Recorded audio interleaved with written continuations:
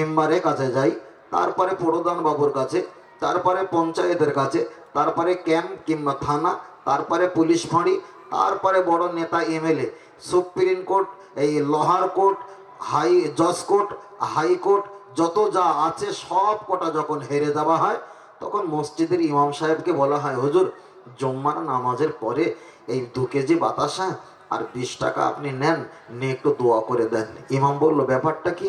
বলল, যার কেউ নেই তার আল্লাহ আছে। আচ্ছা, এ কি মন থেকে বলছে যার কেউ নেই তার আল্লাহ আছে? এটা তো পূর্বে বলা দরকার ছিল। কিন্তু সারা জায়গায় যখন হেরে গেছে, কোনো লাইন পাওয়া যাচ্ছে না, তখন শেষে এসে বলছে যার কেউ নেই তার আল্লাহ আছে। এটাই হলো আমাদের দশা। ওই জন্য কোনো কাজে যখন সমস্যা হবে, মহান আল্লাহর কাছে ইমেল করবেন, মেসেজ করবেন। আল্লাহ এর জজবা, এর পাওয়ার আল্লাহ আপনাকে দেবেই দেবেই দেবেই দেবে। সর্বপ্রথম জানাবে আল্লাহকে। কথাটা ক্লিয়ার? আল্লাহ আল্লাহ। তবে এখানে যারা আমরা এসেছি, অনেকে নামাজ পড়েছি, অনেকে পড়েননি। আমি মুসাফির, মনে করলাম 8টায় উঠবো, তা সেই কেশবপুর না কি বলে, ওখানে একটুখানি কোনো রকমের কসর নামাজটা পড়ে নিলাম, জানি হয়তো সময় পাবো না। তাই ভাইকে বললাম যে যাবো আর উঠবো, বললো না আপনার 8:30টায়। আলহামদুলিল্লাহ, কোনো সমস্যা হয়নি। তবে অনেকে নামাজ পড়েছেন, অনেকে পড়েননি। তবে যারা নামাজ পড়েছেন তারাও মারা যাবে, যারা নামাজ পড়েনি তারাও মারা যাবে। তবে হাঁস মুরগি মারা যাবে, ছাগল বকরি মারা যাবে, দুম্বা ওট গরু মারা যাবে, মানুষও মারা যাবে। তবে দুটো মারা যাওয়াটা কি একই? না। আল্লাহ বলেছেন, ইন কুনতুম মুমিনিন, তুমি মুমিন হও, ইমানদার কমপ্লিট হও। তাহলে আমার মরণটা যেন কুত্তা ছাগলের মতো না হয়, আমার মরণটা যেন জীবজন্তুর মতো না হয়, আমার মরণটা যেন খতেমা বিল খয়েরের সঙ্গে কলেমা পড়তে পড়তে, ইমান হালাতে, নামাজি হালাতে, সেজদা হালাতে, কোরআন তেলাওয়াতে যেন হয়। এই জন্য আল্লাহ বলেছেন তোমার মরণটা যেন ইমানদার হালাতে হয়, এই চেষ্টাটা তোমাকে করতে হবে। তাহলে ছাগল বকরি মারা যাবে, আপনিও মরবেন, দুটো মরার চিন্তাটা সম্পূর্ণ আলাদা। তারা মরবে, কোনো ঠিক ঠিকানা থাকবে না, কিন্তু আপনার মরতে হবে। সবচেয়ে বড় সম্পদ হলো ইমান, ইমান নিয়ে মরতে হবে। আল্লাহ ক্বালা নবী সাল্লাল্লাহু আলাইহি ওয়াসাল্লাম, নবী আমার হাদিস শরীফে বললেন, আফদালুল ইবাদাত ইবাদাতিস সালাত আকামা ক্বালা আলাইহি সালাম। নবী আমার বললেন, পৃথিবীর জমিনে যত ইবাদত আছে, সবচাইতে উচ্চ মাকাম ইবাদত, সবচাইতে মহান ইবাদত, সবচাইতে বড় ইবাদত হলো নামাজ। নামাজটা যদি আমরা বাংলা বানান করি, দন্তন্নয় আকার ময় আকার বর্গীর্য নামাজ। দন্তন্নয়তে নমিব, আকারেতে আল্লাহর, ময়তে মাতাকে, বর্গীর্যতে জন্য, নত করিব আমার মাতা কার জন্য? আল্লাহর জন্য। আপনি ইমামের পায়ের কাছে সেজদা দিলেন, মসজিদের পিলিয়ারের পাশে আপনি সেজদা দিলেন, মসজিদের মেম্বারের পাশে আপনি সেজদা দিলেন, পৃথিবীর যে প্রান্তরে আপনি সেজদা দাও না কেন, এই সেজদা মহান রব্বুল আলামিনের কুদরতি পায়ের কাছে হাজির হয়ে যায়। জোরে বলি সুবহানাল্লাহ। আপনি কি মাই করেন নাকি বাবু? না। আল্লাহ আল্লাহ আল্লাহ। ও আমার জওয়ান যুবকের, আমি আপনাকে বোঝাই, চলেন একটা বার এগিয়ে যাওয়া যায়। সবচাইতে বড় ইবাদত সেটা হলো নামাজ। আপনার নামাজ পড়তে হবে। এখানে আমি কোরআনের কথা বলছি, হাদিসের কথা বলছি। আমি এখানে উযু যদি নাও করে, আমি যদি এখানে বক্তব্য করি, কোনো সমস্যা নেই। আপনারা শুনছেন, আপনাদের যদি উযু না থাকে আপনাদের কোনো সমস্যা নেই।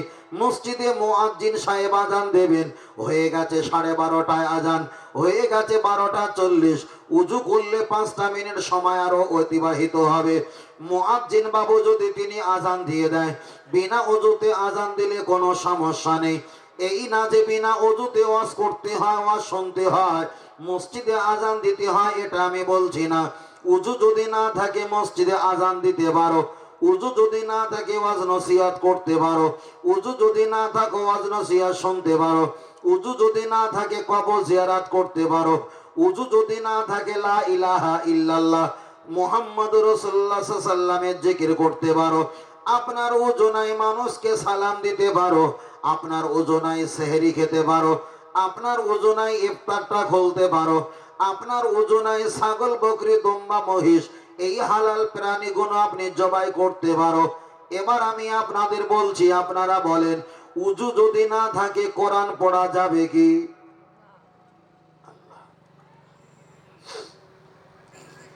যারা কোরআন পড়তে পারে তারা হয়তো চুপ করে আছেন। আপনার যদি উজু না থাকে আপনি কোরআনে হাত দিতে পারবেন না। লা ইয়ামাসসুহু ইল্লাল মুতাহহারুন, আল্লাহর কোরআনের ব্যাখ্যার যার ব্যাখ্যা হলো আপনি অপবিত্র থাকলে কোরআনে স্পষ্ট করতে পারবেন না। তবে আল্লাহর বান্দা জেনে রেখে দাও, আপনার যদি উজু না থাকে 99% 90% ইবাদত আপনি করতে পারেন, কিন্তু কোরআন শরীফে বিনা ওযুতে আপনি হাত দিতে পারবেন না। তবে যদি আপনার কোরআন যদি ইয়াদ থাকে, মুখস্থ থাকে, আল্লাহর কোরআন শরীফে হাত না দিয়ে মুখস্থ থাকলে আপনি মুখস্থ তেলাওয়াত করতে পারেন। নবী আমার হাদিস শরীফে বললেন, ও আমার সাহাবায়ে কেরাম জেনে রেখে দাও, মান কোরআন কোরআন হারফান ফালাহু আশরু হাসানা, তবে একটা একটা একটা একটা অক্ষর পাঠ করবে আর প্রতিটা একটা একটা অক্ষরে আশারাতুন হাসানা, 10টা করে আমার আল্লাহ নেকি দান করে দেবেন। জোরে বলেন সুবহানাল্লাহ। এগুলো হলো এমন একটা লাইফ টাইম নেকি, আপনি পড়বেন সওয়াব, জানাকে পড়াবেন তিনিও সওয়াব, যতদিন জারি থাকবে সাদকা জারিয়া এগুলো সওয়াব পেতে থাকবেন। এগুলো কমে না, এগুলো অটোমেটিক্যাল বাড়ে বাড়ে বাড়ে বাড়ে বাড়ে। আল্লাহ। ও আমার জান যুবকেরা, চলেন আমি আপনার কাছে কিছু কথা বলে নিয়ে আরো অনেক কিছু কথা আছে আপনাকে শোনাতে হবে। আলহামদুলিল্লাহ। চলেন কোরআন শরীফ সম্পর্কে বলার পূর্বে নামাজের কথা বলছিলাম। তাহলে আপনার যদি উযু না থাকে, কোরআন শরীফে হাত না দিয়ে কোরআন মুখস্থ থাকলে আপনি কোরআন পড়তে পারেন, কিন্তু হাত ধোয়া চলবে না। তবে এবার হলো সবচাইতে বড় ইবাদত, সেটা হলো নামাজ। আপনি নামাজ পড়বেন, সন্দেহ আছে উযু আছে কিনা, উযু আছে কিনা। আপনি আজকের মাহফিল জলসা এসেছেন, পাশে আপনার খালামার বাড়ি কিংবা বোনের বাড়ি বিয়ে হয়েছে, আপনি তাদের বাড়িতে নাস্তা পানি খাওয়ান দাওয়ান করেছেন, এশার নামাজ পড়ে আপনি কোরআন পড়বেন, মনে করলেন আমার উযু আছে না নাই, সন্দেহ হচ্ছে। হানাফি মাযহাবের মাসলা হলো সন্দেহযুক্ত উযু নিয়ে নামাজ পড়া যাবে না, পুরোনায় আপনাকে নতুন করে উযু করতে হবে। ও আমার বাতিরা, চলেন আমি আপনাকে বলি, তাহলে আপনাকে উযু করতে হবে। নবী আমার বললেন, আত্মহুরু শাতরুল ঈমান, পরিষ্কার পরিচ্ছন্নতা হলো ঈমানের অঙ্গ। আপনাকে উযু করতে হবে। আমরা ছোটবেলায় বইতে পড়েছিলাম, শত বইয়ের লাস্টে মোটা পৃষ্ঠারে একটা 1-2 লাইন লেখা আছে, খাওয়ার সময় সোজা হয়ে বসিবে, খাবার সময় 2 হাত ভালো করে কষলে কষলে পরিষ্কার করে ধুয়ে নেবে। খবরদার তোমরা ময়লা হাতে যুক্ত কোনো খাদ্য খাবার খাবে না, তোমরা হাত মুখ গুলো ভালো করে ধৌত করে নেবে। তাহলে যারা নামাজ কালাম পড়ে না, বরং ওদের হাতে মুখে ময়লা থাকতে পারে, কিন্তু যারা 5 ওয়াক্ত নামাজ পড়ে তাদের হাতে মুখে ময়লা থাকে না। কেন? মুখে যদি কোনো খাদ্য দ্রব্য খায় তারা অত মেশাক করে মেশাক করে মেশাক করে। নবী আমার বললেন, যারা উযু করে মুখ ধোয় হাত ধোয়, আর জোলাকম পা যারা ধৌত করে, হাসরের মাঠে হাসরের ময়দানে ওই জায়গা থেকে আমার আল্লাহ নূরের জ্যোতি আমার আল্লাহ জারি করে দেবেন। জোরে বলেন সুবহানাল্লাহ। আমার ভাষা কিছু বুঝতে পারছেন তো বাবু? পরিস্থিতি হিসাবে একটা জায়গা আপনাকে যেতে হবে। চলেন, আমি আপনাকে বলছিলাম নামাজের কথা বলছিলাম, চলেন আর একটু ভিতরে নেমে যাই। তাহলে আপনার উযু থাকুক আর নাই থাকুক, সন্দেহযুক্ত উযু নিয়ে নামাজ পড়া যাবে না। অন্য ইবাদত গুলো করা যেতে পারে, এই না যে বিনা উযুতে করতে হবে, এটা আমি আপনাকে বলছি না। এবার চলেন একটাবার আগিয়ে যাওয়া যাক। আপনার টাকা নেই, আপনি এবছরে কোরবানি দেওয়ার প্রয়োজন নাই, মোটেই টাকা নেই কোরবানি দেওয়ার প্রয়োজন নাই, মোটেই টাকা নেই যাকাত দেওয়ার প্রয়োজন নাই, আপনার মোটেই টাকা নেই ফিতরা দেওয়ার প্রয়োজন নাই, আপনার যদি টাকা না থাকে হজ পাকে যাওয়ার আপনার প্রয়োজন নাই। কিন্তু আল্লাহর বান্দা জেনে রেখে দাও, একটা পীরের ছেলে যতটা নামাজ পড়া ফরজ, একটা গরিব ব্যক্তির ছেলের উপরে অতটাই নামাজ পড়া ফরজ। টাকা থাকুক আর নাই থাকুক, আপনাকে নামাজ ইবাদত করতে হবে। তার কারণ হলো জিবরিল আমিন আলাইহিস সালাম দুনিয়ার জমিনে আমার নবীর কাছে আমার আল্লাহর কোরআনের অনেক রকম আয়াত নিয়ে হাজির হয়েছিল, অনেক রকম ওহী আমার আল্লাহ দিয়েছিল, কিন্তু নামাজ নবীর কাছে দিয়েছেন, জিবরাইলের কাছে দেননি। সিদরাতুল মুনতাহা আরশে আজিমে আমার নবীকে তুলে নিয়ে সেখানে আমার আল্লাহ নামাজ দিয়েছে। তাহলে নামাজটা সবচাইতে বড় ইবাদত বলে জিবরাইলের কাছে দুনিয়াতে না দিয়ে সিদরাতুল মুনতাহা আরশে আজিমে আমার নবীকে ডেকে নবীর হাতে আমার আল্লাহ নামাজটা ধরিয়ে দিয়েছে। জোরে বলেন সুবহানাল্লাহ। অনেকে দাড়ি রাখে না, অনেকে দাড়ি রাখে না, যারা সার্ভিস করে অনেকে দাড়ি রাখে না, যারা বাড়িতে নিয়ে নামাজ কালাম পড়ে আলহামদুলিল্লাহ তানারা অনেকে দাড়ি রাখে না। দাড়ি রাখা আর না রাখা এর ভিতরে একটা কথা বলি, একটু বলবেন দাড়ি রাখা সুন্নাত না ফরজ? সুন্নাত। বসদ্দি মুফতি সাহেবের মত হলো দাড়ি রাখা ফরজ, কেউ বলেছেন ওয়াজিব। কথা বুঝতে পেরেছেন? দাড়ি রাখা, আমরা তো শুনে এসছি দাড়ি রাখা সুন্নাত, কিন্তু প্রসক্তি মত হলো দাড়ি রাখা হলো ওয়াজিব। তবে এক মুষ্টির বাহিরে কর্তন করা, কেটে দেওয়াটা হলো সুন্নাত। খুব ভালো করে খেয়াল করবেন। অনেকে দাড়ি রেখেছেন, অনেকে দাড়ি রাখেন না। এখন যারা দাড়ি রেখেছেন তারা মুহাম্মদ সাল্লাল্লাহু আলাইহি ওয়াসাল্লামকে ফলো করেছে, যারা দাড়ি রাখেননি এরা কাকে ফলো করেছে? এনারা কাকে ফলো করেছে? আপনি জানেন দাড়ি রাখলে কত উপকার? দাড়ি রাখলে কত উপকার? বিরাট উপকার। তার ভিতরে একটা উপকার হলো, যদি আপনার ফোন পে টাকা মারতে গিয়ে যদি অন্য নাম্বারে চলে যায়, সেই লোক যদি আপনার দেখতে পায় যে ভাই আমার টাকাটা আপনার নাম্বারে চলে গেছে, তবুও দাড়ি থাকার বরকতে বলে দাড়িওয়ালা লোককে চিটিংবাজি করবো, পয়সাটা ফেরত দেবে। আর যদি আপনার হাতে যদি বালা থাকে, হানসং চুল কাটা থাকে, তেরে নাম চুল কাটা থাকে, পায়ে যদি একটা কালা দড়ি থাকে, হাতে যদি একটা বালা থাকে, ছাড়া যদি ছোট থাকে, বলছে ঠিক আছে যা গেছে গেছে ওই পর্যন্ত। স্ত্রীর কাছে যদি একটু ভুল ভ্রান্তি হয়ে যায়, তবু স্ত্রীকে তো ছাগল ভেড়া বলে গালাগালি দেবে না, কেন দাঁড়িয়ে আছে তো, বলতে একটু পেস্টিসে বাঁধে, একটু বাঁধে। কিন্তু যাদের কিছু নেই তাদের দেখো শুধু আলু ভর্তা মতো শুধু এরকম মাখায়, বাইরে বলতে পারবে না। তার কারণ অধিকাংশ তো প্রেম করে বিয়ে শাদী করা। যারা প্রেম করে বিয়ে শাদী করেছে 100-র ভিতরে 90 জন হড়কে চলে গেছে, বাদ বাকি 10 জন আছে, ওরা না মরে বেঁচে আছে, কারোর সঙ্গে বলতেও পারবে না। বড় ভাই বলবে দেখ তুইও করেছিস আমিও করেছি, বাপ বলবে তোরাই দেখে নিয়ে এসছিস, ভাবি বলবে যেমন করেছিস তেমন বুঝবি। শান্তি নেই। পাখার হাওয়া হয়তো 5 স্পিডে ঘুরবে, কিন্তু ও হাওয়া কখন গায়ে লাগছে খেয়াল থাকবে না, খুব কঠিন। ও আমার বাতির, আমি আপনাকে বলছিলাম নামাজের কথা বলতে বলতে অনেকটা ভিতরে আমি পৌঁছে গেছি। চলেন একটা বার আগিয়ে যাওয়া যাক, লক্ষ্য করে দেখা যায়। আমি আপনাকে বলছি নামাজ আপনাকে কোনো প্রসেসিং এ পড়তে হবে। আপনাদের কেবলা হলো এই দিক, কেবলা হলো এই দিক। আমি লোকেশন ম্যাপে আমি দেখছিলাম কেবলা হলো এই দিকে। এবার একটা বার বলবেন, আমি আপনাকে বলছি আল্লাহর কাবার দিকে হরিকতি আমলকি বড়া অর্জুন কালমেঘ রজনী বিমাল তুলসী শেখর শান্তি মোসাফির দিল বা রাকেশ খৈনি রাজা খৈনি, এমনকি ছেলেরা চুটকিও নামিও খায় না। ছেলেরা এত গুণ গুটকা গুণ খাবার পর ওরা ছিপ ফেলে কোন দিকে? অনেকে আল্লাহর কাবা শরীফের দিকে ছিপ ফেলে, কিন্তু প্রসক্তি মত হলো আল্লাহ আল্লাহর কাবার দিকে যদি কেউ পানের পিস ফেলে, অবজ্ঞা করে ফেললে ওই ব্যক্তিটা কাফের হয়ে যাবে। যদি ভুল ক্রমে হয়ে যায় আল্লাহর কাছে ক্ষমা চাইবে, আল্লাহ মাফ করে দেবে। তবে আমি নামাজের কথা বলছিলাম, একটু লজিকটা শুরু করে দিলাম। আপনি যদি নামাজ পড়তে পারেন আলহামদুলিল্লাহ ভালো, আপনি দাঁড়িয়ে দাঁড়িয়ে নামাজ পড়েন। দাঁড়িয়ে নামাজ পড়লে যদি মাথাটা চক্কর দেয়, আপনার প্রেশার যদি লো হাই হয়ে যায়, আপনি বসে বসে নামাজ পড়েন পাটা গুটিয়ে। পা গুটিয়ে নামাজ পড়লে যদি পায়ের যন্ত্রণাটা বেড়ে যায়, আল্লাহর কাবার দিকে পাটা লম্বা করে দিয়ে নামাজ পড়ো। এমন সাপোজ আমি আপনাকে বলছি, এটাই যদি আল্লাহর কাবা হয়, পাটা এমন রাখবেন না, এমন রাখবে, এমন রাখতে হবে। তাহলে কেবলামুখ পা আছে, হালকা করে হেলান দিয়ে পিছনে দু চারটে বালি দিয়ে আপনি ইবাদত করেন।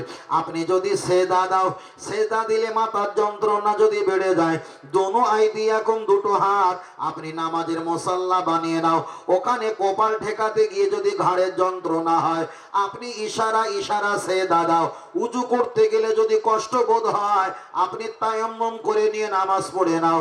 টাকা নেই এবছরে যাকাত দিও না, টাকা নেই এবছরে কোরবানি দিও না, টাকা নেই এবছরে হজ করার প্রয়োজন হলো না।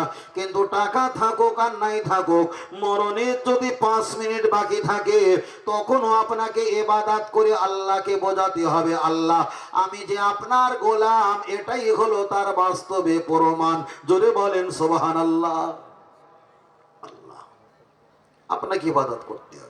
একটা বেঈমান আর একটা ইমানদারের পার্থক্য হলো সালাত। এটাই পার্থক্য। এই পার্থক্যটা হলো সবচাইতে বড় পার্থক্য। আজকের অনেক অনেক ভাইরা তারা আমাদের কোনো বিষয় নিয়ে কমেন্ট করেছে, আমরা ওই বিষয়টা নিয়ে কখনো আমরা ব্যক্ত করতে চাইছি না। তার কারণ আমরা ইবাদত করি হালাল জায়গায়, হালাল জায়গায় ইবাদত করি। আপনার খানা খেতে হবে হালাল, আপনার কথা বলতে হবে হালাল, আপনি দুনিয়াতে জীবনযাপন করবেন হালালভাবে জীবনযাপন করবে। রং মানে সন্দেহযুক্ত জায়গায় জীবনযাপন করলে ইবাদত কবুল হবে না। আমরা যা করি সব হালাল। আল্লাহ চলেন, আমি আপনাকে বলছিলাম নামাজের প্রসঙ্গ বলতে বলতে আমি প্রথমে বলেছিলাম ইবাদত করবে, আল্লাহর সাহায্য চাইবে, আল্লাহর কাছে সাহায্য চাইবে। তাহলে সেজদা দেবে, মহান আল্লাহ পাকের নামে সেজদা দেবে। পৃথিবীর যে প্রান্তরে আপনি সেজদা দেন না কেন, এই সেজদা মহান আল্লাহর কুদরতি পায়ের কাছে হাজির হয়ে যায়। যদি আমি শুধু পা বলি এটা শিরিক হবে, কুদরতি পা বললে এখানে আর শিরিক হবে না, আল্লাহর ওই কুদরতি পায়ের কাছে হাজির হয়ে যায়। এবার আপনার কাছে একটা কথা বলবো, আপনাদের এলাকার ছেলেরা একটু বিদেশে কাজ করতে হয়তো যায় না, কিন্তু হাওড়া হুগলির ভিতরে আবার বর্ধমানের ভিতরে এমন কিছু জায়গা আছে, বাঁকুড়া জেলার ভিতরে এমন কিছু জায়গা আছে, ওরা বিভিন্ন জায়গায় কাজকর্ম করতে চলে যায়। দেখা যায় এদিকে পুরুলিয়া, দিনাজপুর, এদিকে গুজরাট, আহমেদাবাদ, নাগপুর, শিলচর, গুয়াহাটি, আসাম, বিভিন্ন জায়গায় দিল্লি, বোম্বাই, কেরালায় কাজ করতে যায়।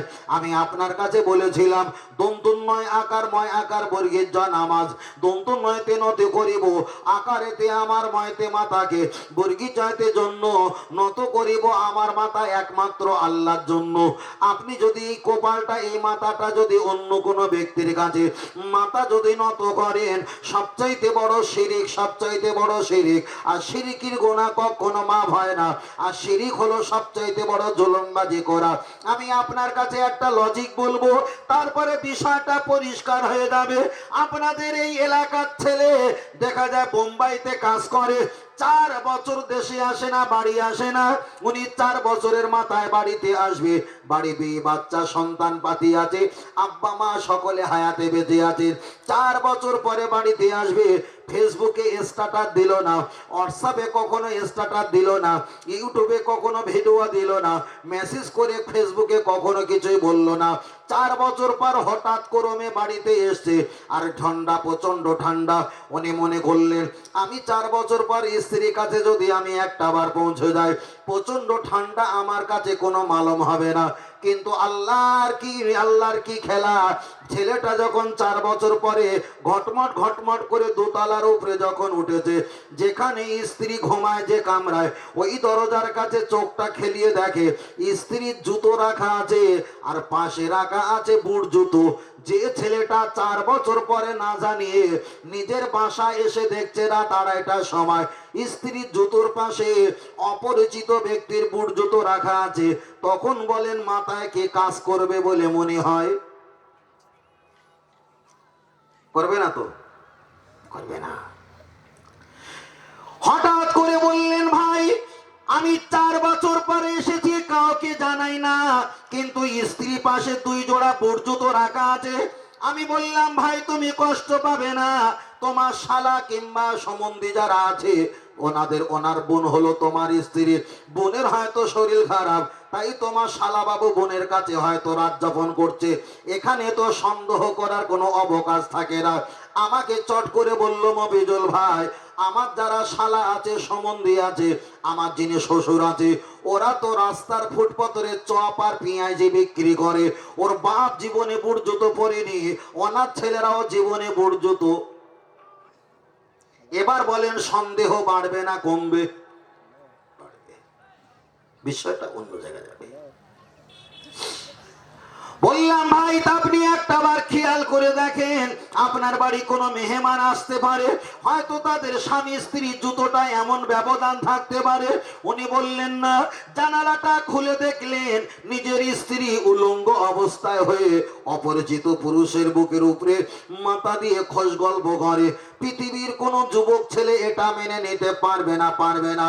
বিচার আদালতে বসলেন, স্বামী বললেন, গ্রামবাসী শোনো, 4 বছরের ভিতরে আমি মোবাইল কিনে দিলাম, হাজার লাখ টাকা আমি পাঠিয়ে দিই, ওদের কোনো কষ্ট আমি দেই না, আমার কাছে চাই একবার, আমি ওদের 2 বার দেই, 5 বার খোঁজ নেওয়া শুরু করি, কিন্তু ওই চেহারাটা ওই রূপ জৈবনটা আমি স্বামী আমার কাছে শপথ করে দেওয়া হয়ে গেছে। কিন্তু আমি স্বামী আমার অবর্তমানে অন্য কোনো স্বামী নিয়ে যদি তার বুকের উপরে মাথা দিয়ে খোশ গল্প করে, সত্যকারে যদি মোহাব্বত করা স্বামী মেনে নিতে না পারে, আপনি একটা বার বলেন, আপনাকে আল্লাহ কপাল দিয়েছে, তালো দিয়েছে, কপাল দিয়েছে, অসজুদুলিল্লাহ, আল্লাহর নামে আপনি সেজদা করবেন, ওয়ারকা ওমার রাকিন, রুকুকারীর মতো আপনি আল্লাহর নামে রুকু আদায় করবেন। তাহলে এই কপালটা একমাত্র আল্লাহ দিয়েছে আল্লাহর নামে সেজদা করার জন্য।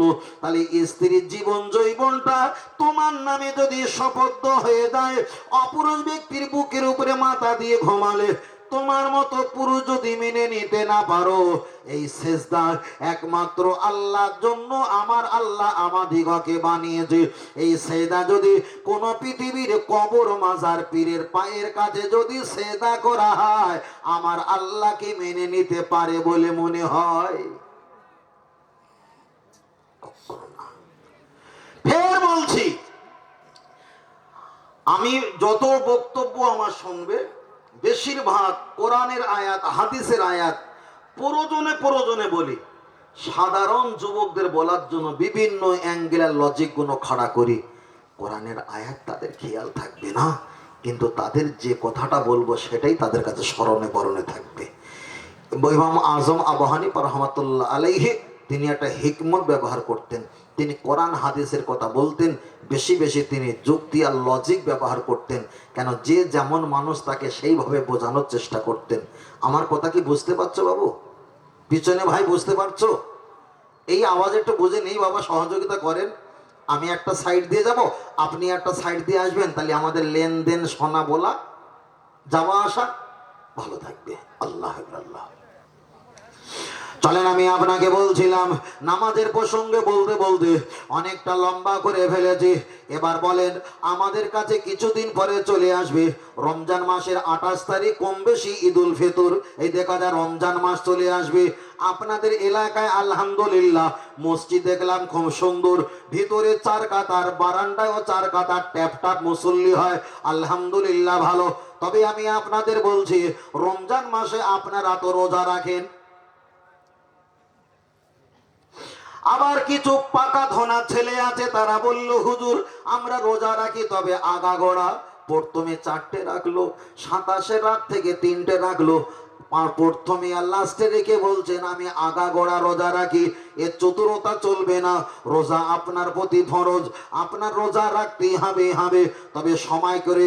কিছুদিন আগে একটা ফেসবুকে সরজল পড়ে গিয়েছিল যে মাথায় টুপি দিয়ে মুখে দাঁড়িয়ে রেখে পাগড়ি মাথায় দিয়ে টিপু সুলতান মসজিদের ওখানে হোটেলে খাওয়া দাওয়া করছে। রোজা তখন 13টা। কে একটা ফটো তুলে ফেসবুকে দিয়ে বলছে দেখো মাদ্রাসার শিক্ষক সাহেবরা, মাদ্রাসার হুজুররা, ইমাম সাহেবরা, আলেম ওলামারা মাথায় টুপি দিয়ে পাগড়ি পরে রমজান মাসে 13টা রোজা চলছে, তখনও এরা এখানে পর্দা টেনে দিয়ে খাওয়া দাওয়া করে। ফটো তুলে বলছে এটা কি ঠিক করছে? তাহলে তোমরা খেলে অসুবিধা নেই, আমরা খেলে কি করে অসুবিধা হয়? জবাব দাও। বোঝাবে কি করে? মোবাইলে তো সামনে একটা ক্যামেরা, পিছনে একটা ক্যামেরা, যাবা কোথায়? কোথায় যাবে? পালানোর রাস্তা নেই। আমি বললাম ভাই আপনি যে ফটোটা আমাকে দেখান, ওরা কলকাতা টিপু সুলতান মসজিদে জোহরে নামাজ পড়েছে। জোহরে নামাজ পড়ার পর ওই জায়গায় ওরা বসে বসে হোটেলে গিয়ে পর্দা টেনে দিয়ে দুটো খানা পিনা খাওয়া শুরু করেছেন। আপনি ফটো তুলে বললেন দেখেন এনারা কি ঠিক কাজ করেছেন? আমি বলবো ঠিক কাজ করেছে। যারা ওখানে এসছে হিসাব করে দেখা যায় ওদের বাড়ি কারোর হলো আসাম, ওদের বাড়ি কারোর হলো ত্রিপুরায়, ওদের বাড়ি কারো হলো শিলচর, ওদের বাড়ি কারো হলো গুয়াহাটি, ওদের বাড়ি কারো হলো বিভিন্ন জেলা, বিভিন্ন রাজ্যে। ওরা মুসাফির হালাতে কলকাতায় কোনো ব্যবসার তাগিদে, কোনো কোর্ট কাছারির কারণে কলকাতায় তারা হাজির হয়েছে। টিপু সুলতান মসজিদ পেয়ে আল্লাহর ইবাদত নামাজটা তারা আদায় করে নিয়েছে। কিন্তু রমজান মাসে ওরা খাওয়া দাওয়া শুরু করেছে। ওরাই তো বাবা মুসাফির। নবী আমার হাদিস শরীফে বললেন আমরা এশার নামাজ কয় রাকাত পড়েছি? 2 রাকাত। আপনারা পড়েছেন কয় রাকাত? 4 রাকাত। তাহলে মুসাফির হালাতে 4 রাকাত জোহরের জায়গা পড়তে হয় 2 রাকাত। কিন্তু নবী আমার হাদিস শরীফে বললেন কোন ব্যক্তি যদি মুসাফির হয়ে যায়, আর মুসাফির হয়ে গেলে শরীর যদি সুস্থ থাকে, শরীর যদি সবল থাকে, ইনশিতাফাসুম, ওই ব্যক্তিটা রোজাটা আদর যত্ন করে সন্ধ্যা পর্যন্ত নিয়ে যেতে পারে। নবী আমার পরে বললেন ইনশিতাফাক্তুর, তবে যদি রোজা অবস্থায় যদি মুসাফির হালাতে রোজা রাখাটা কষ্টকারক হয়ে যায়, অবশ্যই রোজাটা ভঙ্গ করে দিতে পারে। বাবা তুমি যে মোবাইলে ফটো দেখাও, ওরা তো বিভিন্ন রাজ্য, বিভিন্ন জেলার মানুষ কলকাতায় এসেছে, ওরা তো মুসাফির, তাই ওদের কষ্ট হওয়ার কারণে, কোনো সমস্যার কারণে ওরা ওখানে পর্দা টেনে দিয়ে খাচ্ছে। বরং মুসাফিরের জন্য জোহরের 4 রাকাতের জায়গায় 2 রাকাত। মুসাফিরের যদি অধিক পরিমাণ কষ্ট হয় ইনশিতাফাক্তুর, তবে রোজাটা ভঙ্গ করলে কোনো সমস্যা নেই। ফের আমি আপনাদেরকে বলবো বাবা, কোন হুজুর আলেম, কোন নামাজি মোত্তাকি পরহেজগার টুপিওয়ালা দাড়িওয়ালাদের কোনো কাজ থেকে খামাকা আপনি সমালোচনা করবেন না। কেন? কারণ নামে সমালোচনা করতে গেলে তার ঊর্ধ্বে জ্ঞান আপনার থাকা দরকার, ঠিক না বে ঠিক? কারণ নামে সমালোচনা করতে গেলে তার ঊর্ধ্বে আপনার জ্ঞান থাকতে হবে, নইলে আপনি বিপদে পড়বেন, নইলে আপনি বিপদে পড়বেন। সাপোজ একটু বলে রাখি, যেখানে নবাব সিরাজ দৌলত থাকে হুজুর, সেখানে তো মির্জাপুর থাকে, থাকে না বাবা? যেখানে নবাব সিরাজ দৌলত সেখানে মির্জাপুর। যেখানে পৃথিবীর সবচাইতে শ্রেষ্ঠ ফাঁকা জায়গা, সেখানে পৃথিবীর শ্রেষ্ঠ কাবা শরীফ ঘর। আর যেখানে পৃথিবীর শ্রেষ্ঠ কাবা ঘর, সেখানে পৃথিবীর শ্রেষ্ঠ আবু জাহেলের ঘর। নবী মুহাম্মদ সাল্লাল্লাহু আলাইহি ওয়াসাল্লাম কাবা শরীফে যেতে গেলে আবু জাহেলের উঠান দিয়ে যেতে হয়। তাহলে যেখানে পৃথিবীর শ্রেষ্ঠ কাবা ঘর, সেখানে পৃথিবীর শ্রেষ্ঠ আবু জাহেলের ঘর। তাহলে এখানে আমাদের স্পষ্ট পরিষ্কার হয়ে গেছে, যেখানে নবাব সিরাজদৌল্লা সেখানে মির্জাপুর থাকে না? থাকে না? থাকে। ফের বলছি, কাউকে ভুল ধরতে গেলে, কাউকে ভুল বুঝতে গেলে, কারোর নামে কোনো সমালোচনা করতে গেলে তার ঊর্ধ্বে যদি আপনার জ্ঞান থাকে, শরিয়ত পারমিশন দিয়েছে, আপনি ধরেন, ওই ধরাটা হবে, ওটা আল্লাহ পাকের রহমত, দয়া, মানুষের জন্য কল্যাণকর হয়ে যাবে। কথা বুঝতে পারেন না? সাপোজ আমরা ইন্টারনেটে ইউটিউবে ওয়াজ করি, আচ্ছা আমাদের ওয়াজের কোনো শেষ আছে? বিভিন্ন অ্যাঙ্গেলে, বিভিন্ন পরিবেশে, বিভিন্ন লাইনে, বিভিন্ন খাতিরে, বিভিন্ন মানে কারণ বসন্ত এক একটা বক্তব্য এক এক জায়গায় করা হয়, শেষ নেই। কেউ যদি কোনো একটা বক্তব্য শুনে যদি আমার নামে যদি বলে ও সুন্দরবনের মফিজুল ইসলাম বক্তব্য করেছে, এমন বক্তব্য করেছে, সে বক্তব্য কোরআন হাদিসে নেই, ওসব বক্তব্য শুনলে সব শেষ হয়ে যাবে, হাজার আলোচনা করলো, ভাই ছেড়ে দিলাম। আবার সেই হুজুর কি অন্য হুজুর, মানে সেই ব্যক্তি কি অন্য ব্যক্তি জানিনি, কমিটি ছেলেকে ফোন করে বলেছিলাম, সে হয়তো এর ভিতরে আছে, কারণ যেখানে নবাব সরাজ দিল সেখানে তো মির্জাপুর থাকবে, আমি কি বলি না বলি সে তো আরশিবে শুনছে।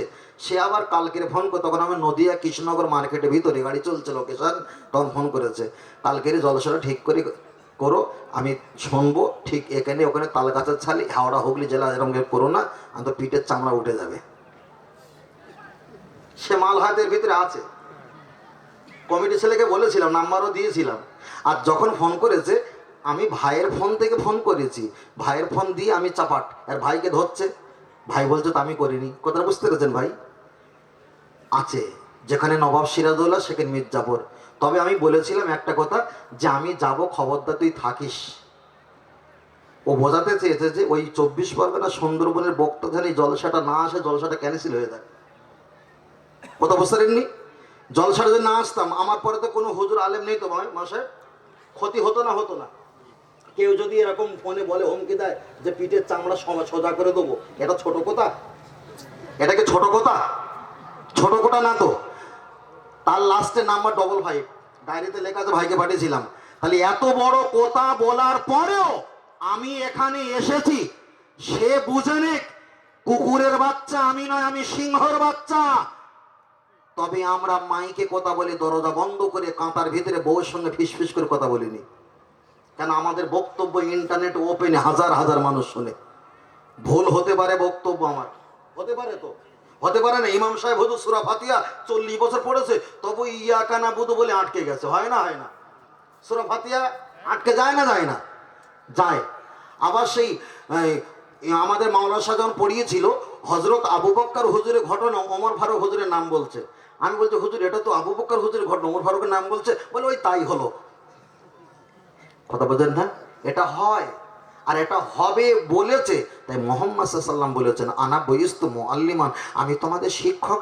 আমি একবার নামাজের সূরাটা একটু ছেড়ে দিলাম, তোমরা এটা ভুল ধরবে। আর পৃথিবীর যত ইমাম আলেম যারা নামাজ পড়বে, তাদেরকে নামাজের সমস্যা হলে কেরাতে পিছনে যাতে ভুল ধরতে পারে, তার জন্য আমি একটা দরজা তৈরি করে গেলাম। সুবহানাল্লাহ। আরেকটি সকলে বলি সুবহানাল্লাহ। আল্লাহ। ফের বলছি ভাই, কাউকে সমালোচনা করবে না। হয়তো তুমি জানো না, 2 ঘন্টা আমার দেখেছো, আমি আপনার চোখে দেখিনি, দূর থেকে বলেছো, কিন্তু এই গালিটা, এই ভাষাটা কিয়ামত পর্যন্ত থাকবে। তোমার কথাটা ঠিক ছিল না, আমার কথাটা ঠিক ছিল, হাসরের মাঠে থাকবে, জীবনে আমি ছাড়বো না। তার কারণ আমি বাপের একটা বেটা, আমার জীবনে অর্থ সময়ের লোভ নেই ভাই, আল্লাহ শুকরিয়া। আমার গাড়ি দেখেছেন, চাইলে আমি গাড়ি 15-20 লক্ষ টাকার গাড়ি কিনতে পারি, কিন্তু ভাঙা গাড়ি নিয়ে চালাচ্ছি। চাইলে আমি ড্রাইভার রাখতে পারি, কিন্তু নিজে ড্রাইভার করি। চাইলে এখানে এসে খাওয়া দাওয়া ভালো করে আবার খাওয়া দাওয়া করে নিয়ে যেতে পারি, কিন্তু না, আমি যতটুকু কথা বলেছি শুধু এতটুকু বলি, আল্লাহ আমাকে যা বলাবেন, জানারা শুনবেন, আমাদের উভয়কে আমল করার সুযোগ করে দিও। বলুন আমিন। আল্লাহ। চলেন আমি আপনাকে বোঝাতে চেয়েছি, লক্ষ্য করে দেখা যায় নামাজের বিষয়টা বলতে বলতে অনেকটা বললাম, মুসাফির হালাতের বিষয়টা একটা বললাম। সেজদা দিতে হবে একমাত্র আল্লাহকে, পৃথিবীর কোনো কবরে সেজদা দেওয়া যাবে না। আমি আপনার কাছে একটাই পরিচয় দিয়ে বলি, আপনারা জানেন না, আমি একটু শুনিয়ে রাখি। আমার মত হলো ফুরফুরা পীর আবু বকর সিদ্দিক রহমাতুল্লাহ আলাইহি। আমি একজন ফুরফুরা মতদর্শের মানুষ। ফুরফুরা মতদর্শের মানুষ পৃথিবীর কোনো ব্যক্তি বলতে পারবে ফুরফুরা মতদর্শের আলেমরা মাজারকে সেজদা দেওয়া জায়েজ বলেছে? পৃথিবীর কোন ব্যক্তিরা বলতে পারবে না যে ফুরফুরাওয়ালারা মাজার সেজদা দেওয়া জায়েজ বলেছে। না না, বলিনি। ফুরফুরাওয়ালারা কখনো এটা বলেনি যে আপনি মাজারে চাদর চড়াও, একথা বলিনি। আগরবাতি মোমবাতি দাও, একথা বলিনি। পীরের নামে মান্য তাহাজ্জুদ করো, একথা বলিনি। শুধু এতটুকু বলেছে, তোমরা ওসিলা দিয়ে তোমরা দোয়া চাও, ভালো কাজের ওসিলা দিয়ে দোয়া চাও, নেক সন্তানের ওসিলা দিয়ে দোয়া চাও, এটাই আমরা বলে থাকি। তবে আমরা কখনো আগরবাতি মোমবাতি জ্বালাতে বলি না, কবর সেজদা দিতে বলি না, পীরের কাছে আমরা গোড়াগড়ি খেতে বলি না। তাহলে এইটা যারা বলে তারা অন্য মতপথের মানুষ।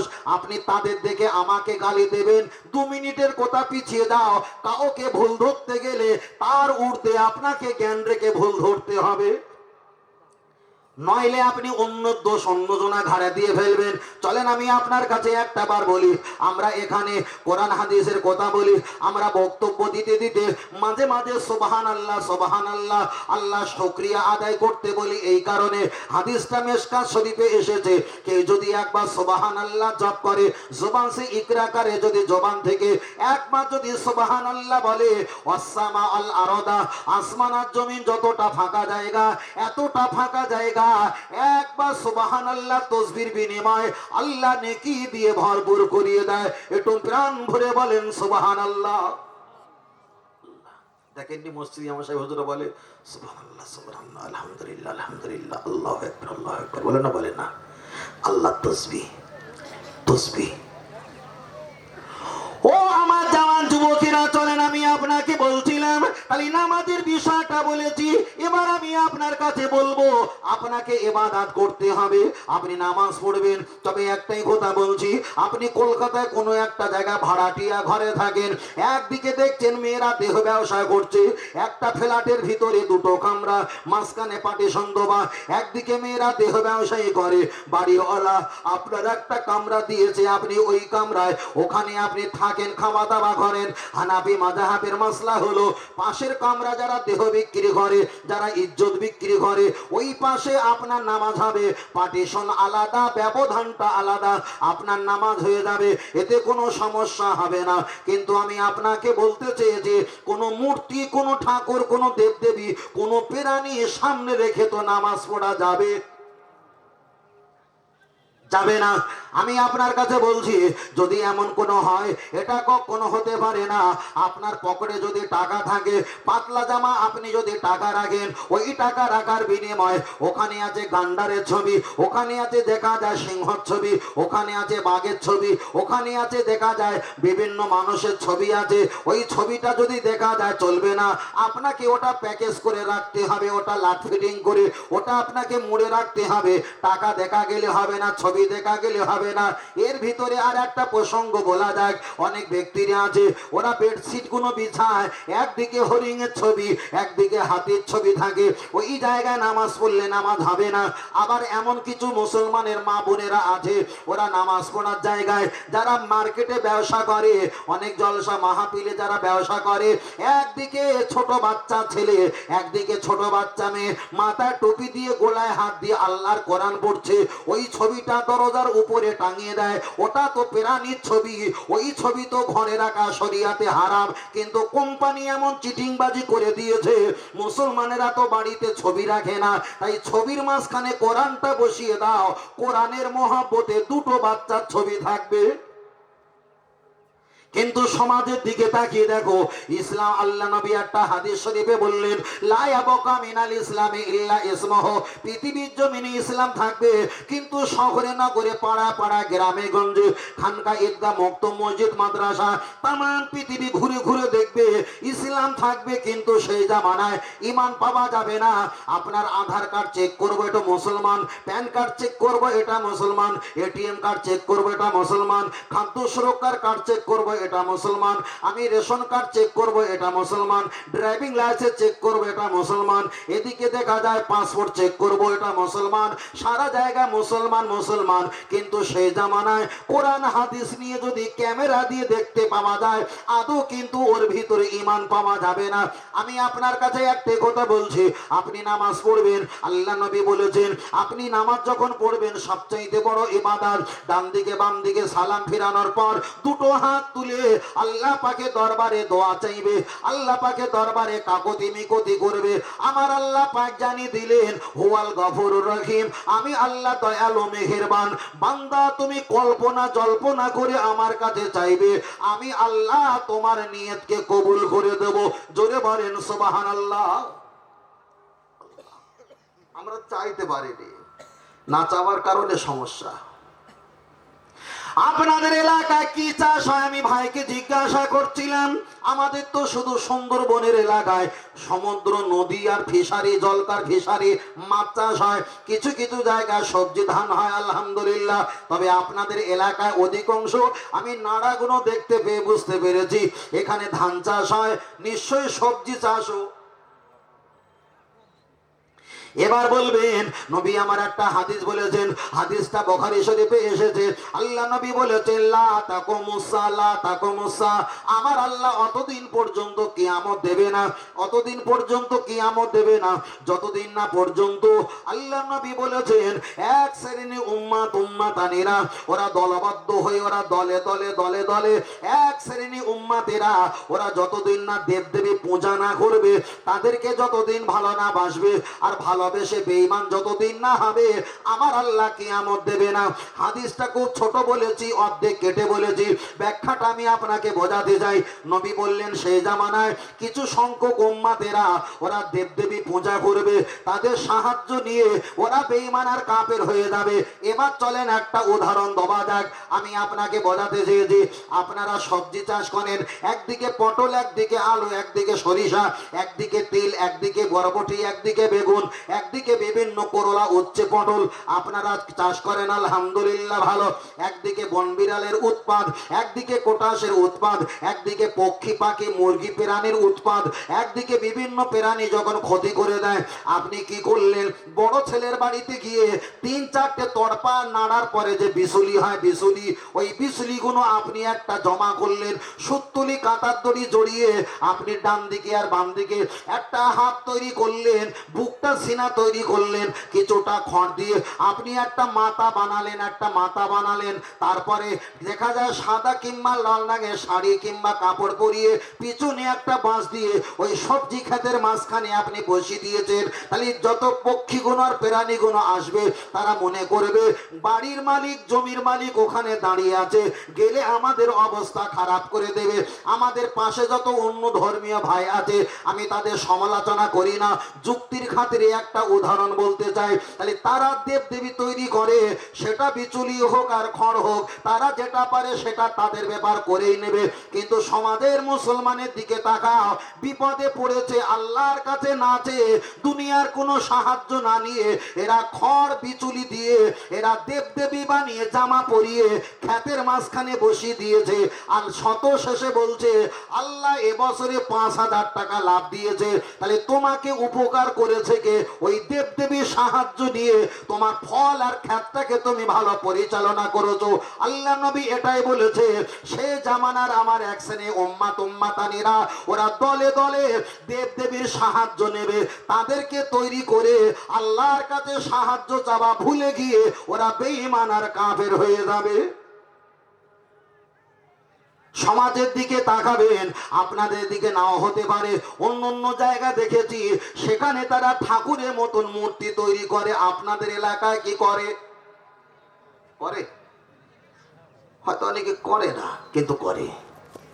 যদি বলেন হুজুর এগুলো কি হালাল না হারাম, আমি আপনার কাছে একটাই কথা বলছি, একটা শূকর আছে 50 কেজি, শূকরের বাচ্চা হয়েছে 5 কেজি, এটা হালাল না হারাম?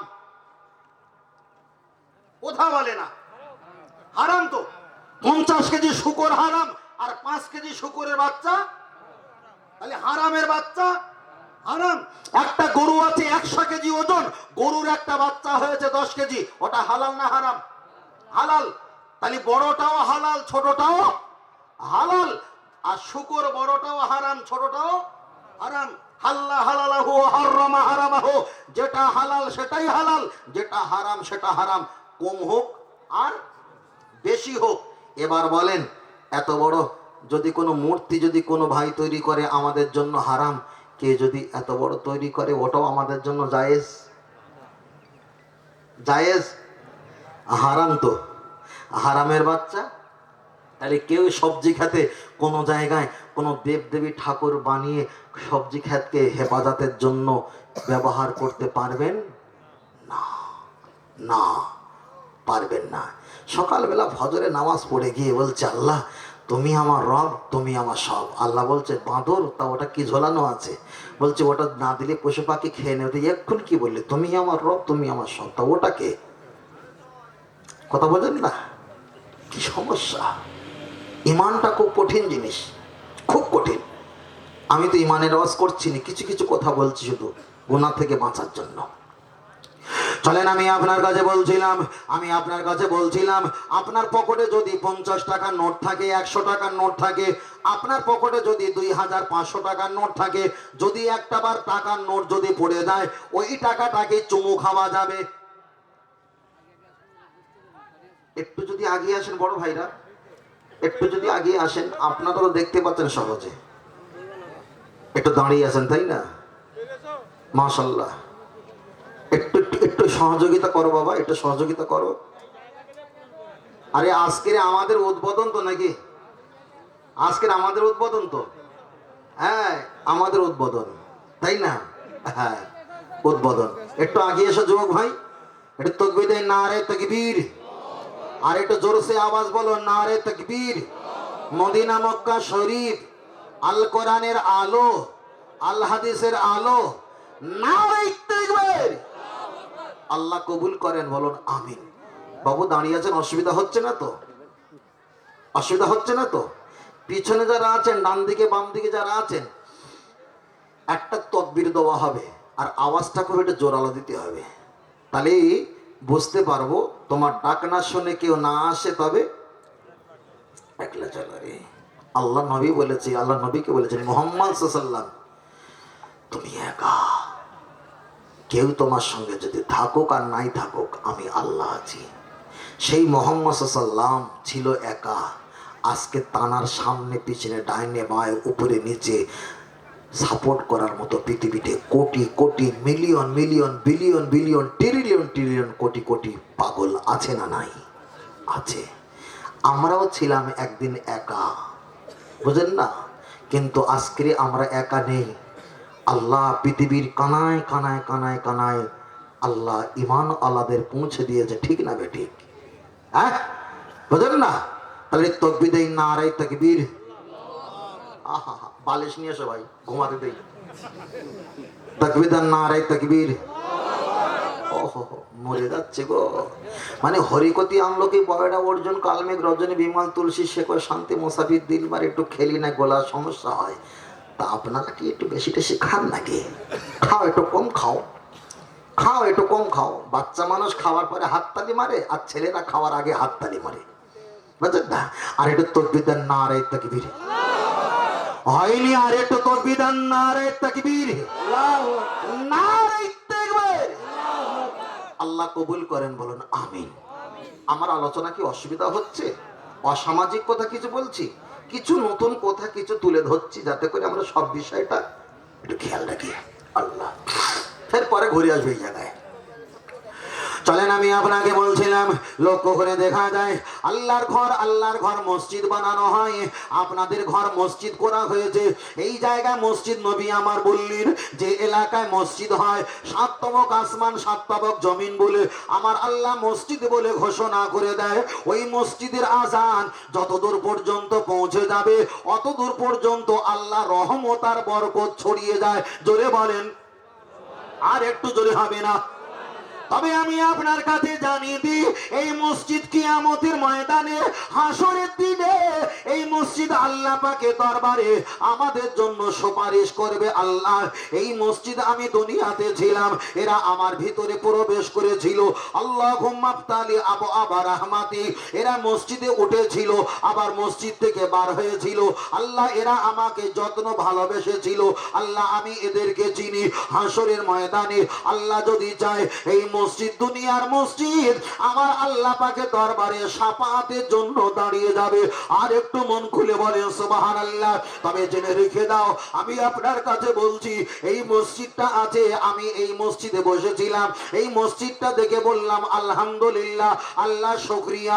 এখান থেকে যদি 10 কিলোমিটার দূরে একটা পলিথিন দোবা, খাজুরের ডাল দোবা, কমচি দিয়ে বাঁশ দিয়ে যদি একটা মসজিদ বানানো হয়, ওই জায়গায় গিয়ে আমাকে বলতে হবে আলহামদুলিল্লাহ, এটা হলো আল্লাহর ঘর। যদি একটা ফাঁকা জায়গা হয়, মসজিদ নির্মাণ করা হয়নি, জায়গাটা ওয়াকফে লিল্লাহ মসজিদের নামে লিপিবদ্ধ করা হয়েছে, একটা পলিথিন দিয়ে একটা বাল্ব দিয়ে নামাজ পড়ানো হয়, ওই জায়গায় গিয়ে আমাকে বলতে হবে আলহামদুলিল্লাহ। তার কারণ হলো ঘর যেমন হোক না কেন, আল্লাহর ঘর এই নামটা শুনলে ইমানদার আল্লাহর প্রতি খুশি হয়ে যাবে। জোরে বলেন সুবহানাল্লাহ। তাই আমি আপনাকে বোঝাতে চাই, আল্লাহর ঘরে আপনারা যাবেন, মসজিদে নামাজ পড়বেন, আল্লাহ নামে সেজদা দিয়ে আল্লাহ পাকের দরবারে দোয়া চাইবেন। তার কারণ হলো আমার আল্লাহ পাক জানিয়ে দিয়েছেন, বান্দা আমি হলাম সবচাইতে শক্তিশালী, আমি সবচাইতে বড় ক্ষমতাবান। এক অল জিবালা, একটা পাহাড়ের ভিতরে যদি পিপিলিকা হেঁটে যায়, ওর আরজুলাকুম, ওর পায়ের আওয়াজটা আমি আল্লাহ শুনতে পাই। মানুষ কল্পনা জল্পনা করার পূর্বে আমি আল্লাহ তার অন্তরে খবরটা আমি জানতে পারি। তবে এখানে যারা আমরা এসেছি, আমার দেখার জন্য আপনারা আসেননি, খাওয়ান দাওয়ানের জন্য আপনারা আসেননি। রাতের ঘুম হারাম করে এই ঠান্ডার পরিবেশে অনেক ছেলেরা মোবাইলে কিছু ছবি না দেখে এই জায়গাটা দাঁড়িয়ে আছি, বসে আছি একমাত্র আল্লাহ আর নবীকে খুশি করার উদ্দেশ্যে। জোরে বলেন সুবহানাল্লাহ। উদ্দেশ্য এটা। আজকের অন্য ধর্মীয় মানুষদের উদ্দেশ্য আজকের একটা সফল হয়েছে, রাস্তায় ঘুরলে দেখা যাচ্ছে তো বাবা, দেখা যাচ্ছে, কিন্তু আমাদের ও উদ্দেশ্য না। আমাদের উদ্দেশ্য হলো এইটা, এইটা উদ্দেশ্য।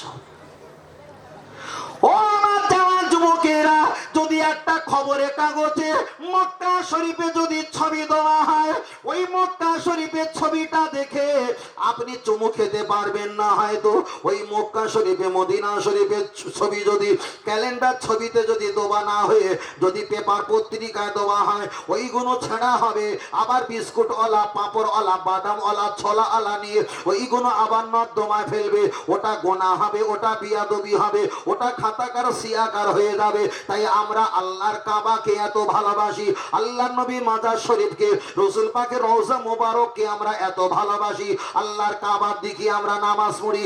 এখান থেকে নিয়ে আল্লাহর কাবা শরীফ 8,500 কিলোমিটার রাস্তা কম বেশি কাবাতে শরীফাতে বলে আমরা নামাজ পড়ি। তবে এই কাবার দিকে মুখ করে আমরা একটা বার নামাজ পড়া হয়, আল্লাহর নবীর মাজার শরীফের দিকে একটু আমরা দরুদ সালাম পাঠ করি। তবে আমি আপনাকে একটাই কথা বারবার বলবো, পৃথিবীর যত মাদ্রাসা আছে, মসজিদ আছে, এইখান থেকে যত মাদ্রাসা ছাত্র বার হয়, সবকটা হলো মুহাম্মদ সাল্লাল্লাহু আলাইহি ওয়াসাল্লামের লেবার। এরা কিন্তু ধর্মের হয়ে কাজ করবে। আপনার ছেলেকে আপনি একটু কোরআন শিক্ষা দাও, আপনার বাচ্চাকে একটু নামাজ শিক্ষা দাও, আপনার বাচ্চাকে একটু তেলাওয়াত শিক্ষা দাও, আপনার বাচ্চা কোরআন তেলাওয়াত করবে, আর প্রতিটা কোরআনের অক্ষরে অক্ষরে আল্লাহ তোমাকে 10টা করে নেকি দান করবে। আপনি যদি দুনিয়া থেকে মৃত্যুবরণ হয়ে যাও, আপনার ওই সন্তান কবরের কাছে গিয়ে একটু যদি সূরা তেলাওয়াত করে, কোরআন তেলাওয়াত করে, ইয়া রাফিউ ইয়াদাইহি, যদি একটা বার হাত তুলে আল্লাহ পাকের দরবারে হাত তুলে দোয়া যায়, নবী আমার জানিয়েছেন ওই সৎ ব্যক্তির আওলাদের দোয়ার কারণে আমার আল্লাহ তোমার আব্বা মায়ের কবরে আযাবকে maaf করে দেবেন। জোরে বলেন সুবহানাল্লাহ, আর একটু জোরে বলেন সুবহানাল্লাহ।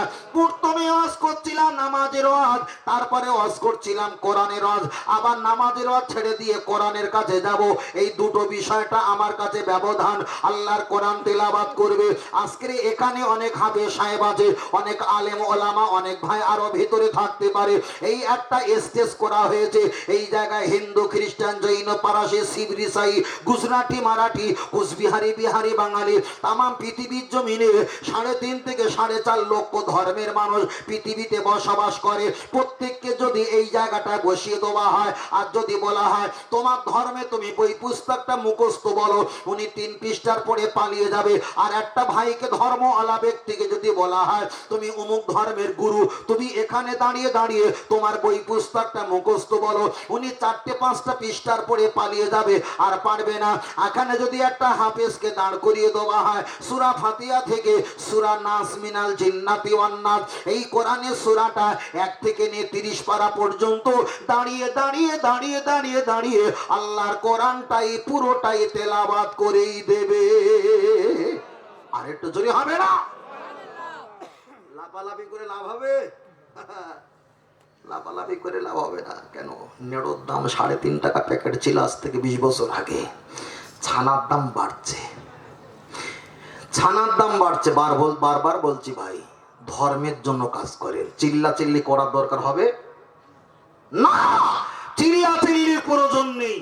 ভিতরে ভিতরে হাফেজ, আলেম, ওলামা, মাদ্রাসা ছাত্র কমিটি ভাই যারা আছেন, ভিতরে ভিতরে ধর্মের কাজ করেন, নামাজ পড়েন, রোজা রাখেন, দাড়ি রাখেন, তসবিহ তেলাওয়াত করেন, মানুষকে দেখা হলে একে অপরকে সালাম দেন, মাথায় টুপি দিয়ে 24 ঘন্টা ঘোরেন, দেখবেন হতে হতে হতে হতে হতে তাম পৃথিবীতে একদিন ইসলাম ইসলাম কানায় কানায় হয়ে যাবে। বলেন আলহামদুলিল্লাহ। নাকি? এটাই তো চলছে, তো এটাই চলছে। ও আমার জওয়ান যুবকেরা, আগিয়ে চলে যাওয়া যায়। লক্ষ্য করে দেখা যায়, ফেসবুকে আমরা দেখতে পেয়েছি আল্লাহর কোরআন শরীফটা ওরা আগুন দিয়ে পুড়িয়ে দেয়। আমরা ইউটিউবে দেখতে পেয়েছি কোরআন শরীফটা নিয়ে ওদের যৌন অঙ্গে লাগালাগি করে। আমরা ইন্টারনেটে দেখতে পেয়েছি কোরআন শরীফের পৃষ্ঠার গুলো ছেড়ে নিয়ে জুতো নিয়ে লাগালাগি করে। মনে বড় কষ্ট লাগে। আল্লাহকে জিজ্ঞাসা করি, আল্লাহ আপনি কোরআন শরীফ পাঠিয়েছেন, কিন্তু কোরআন নিয়ে এত অপমান করে, আপনি কি এর প্রতিবাদ করবেন না? আপনি কি এ ব্যবস্থা করবে না? আমার আল্লাহ জবাব দিয়ে বললেন, ইন্না নাহনু নাযালনা যিকরা ওয়া ইন্না লাহু লাহাফিজ। আমি আল্লাহ কোরআনটা তোমাদের মাঝে পাঠিয়েছি, আর কোরআনের পূর্ণাঙ্গ হেফাজতের দায়িত্ব আমি আল্লাহ নিজেই নিয়েছি। জোরে বলেন সুবহানাল্লাহ। একটাবার আগিয়ে যাওয়া যায়, আমাদের দেখা যায় সুন্দরবন এলাকার 1416 সালে 2016 সালে আতাপুর, মণিপুর, ধনিশখালী, যোগেশগড়, খুলনা, ঢোলখালী, এদিকে সুন্দরবনে জঙ্গলে যখন আয়লা হয়েছিল, আয়লা হবার পর অনেক কিছু পানিগুলো দেখা যায় নদীতে স্রোতে ভেসে ভেসে চলে গিয়েছিল।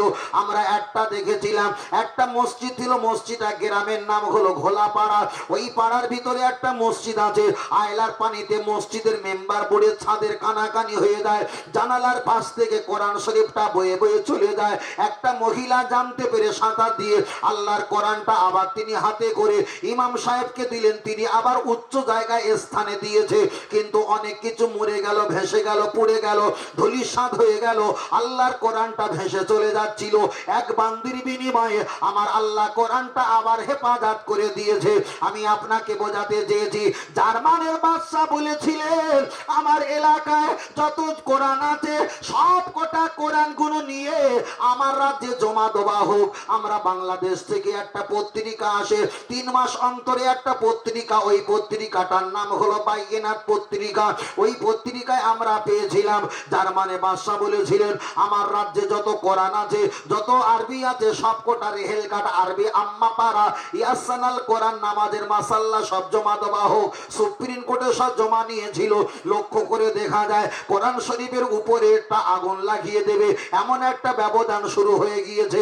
কিন্তু আমি আপনাকে বোঝাতে চেয়েছি, কোরআনের উপরে মদ ঢেলে দেয়, কোরআনকে AK-56 দিয়ে গুলি করে, কোরআনের উপরে জুতো দেয়, কোরআনটা রেখে দিয়ে পামস করে ওরা আবার খাটে পালঙ্গে ঘুমাতে যায়, আল্লাহর কোরআনকে অপমান করে। কিন্তু একটাবার হিসাব করে দেখো, পূর্ব থেকে নিয়ে পশ্চিম, উত্তর থেকে নিয়ে দক্ষিণ, পৃথিবীতে হিন্দু, খ্রিস্টান, জৈন, পারাসি, শিবির, ইসাই, গুজরাটি, মারাঠি, কোচবিহারি, বিহারি, বাঙালি, তাম পৃথিবীর জমিনে যত ধর্মের মানুষ আছে, প্রত্যেকে ধর্ম 3 পৃষ্ঠা 4 পৃষ্ঠার পড়তে পারে।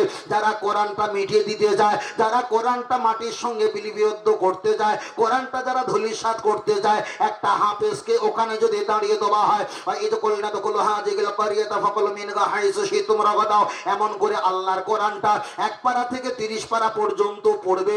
আর এই কোরআন তেলাওয়াতটা যদি কাগজে কলমে লিখে আপনাদের মার্কেটে কম্পিউটার প্রেসে যদি দেওয়া হয়, একদিনের ভিতরে আল্লাহর কোরআন পৃথিবীতে পুরোনায় তৈরি হয়ে যাবে। আল্লাহু আকবার। তৈরি হবে না? এর ভিতরে কোরআন পড়তে পারেন তো বাবা? কোরআন পড়তে পারেন তো?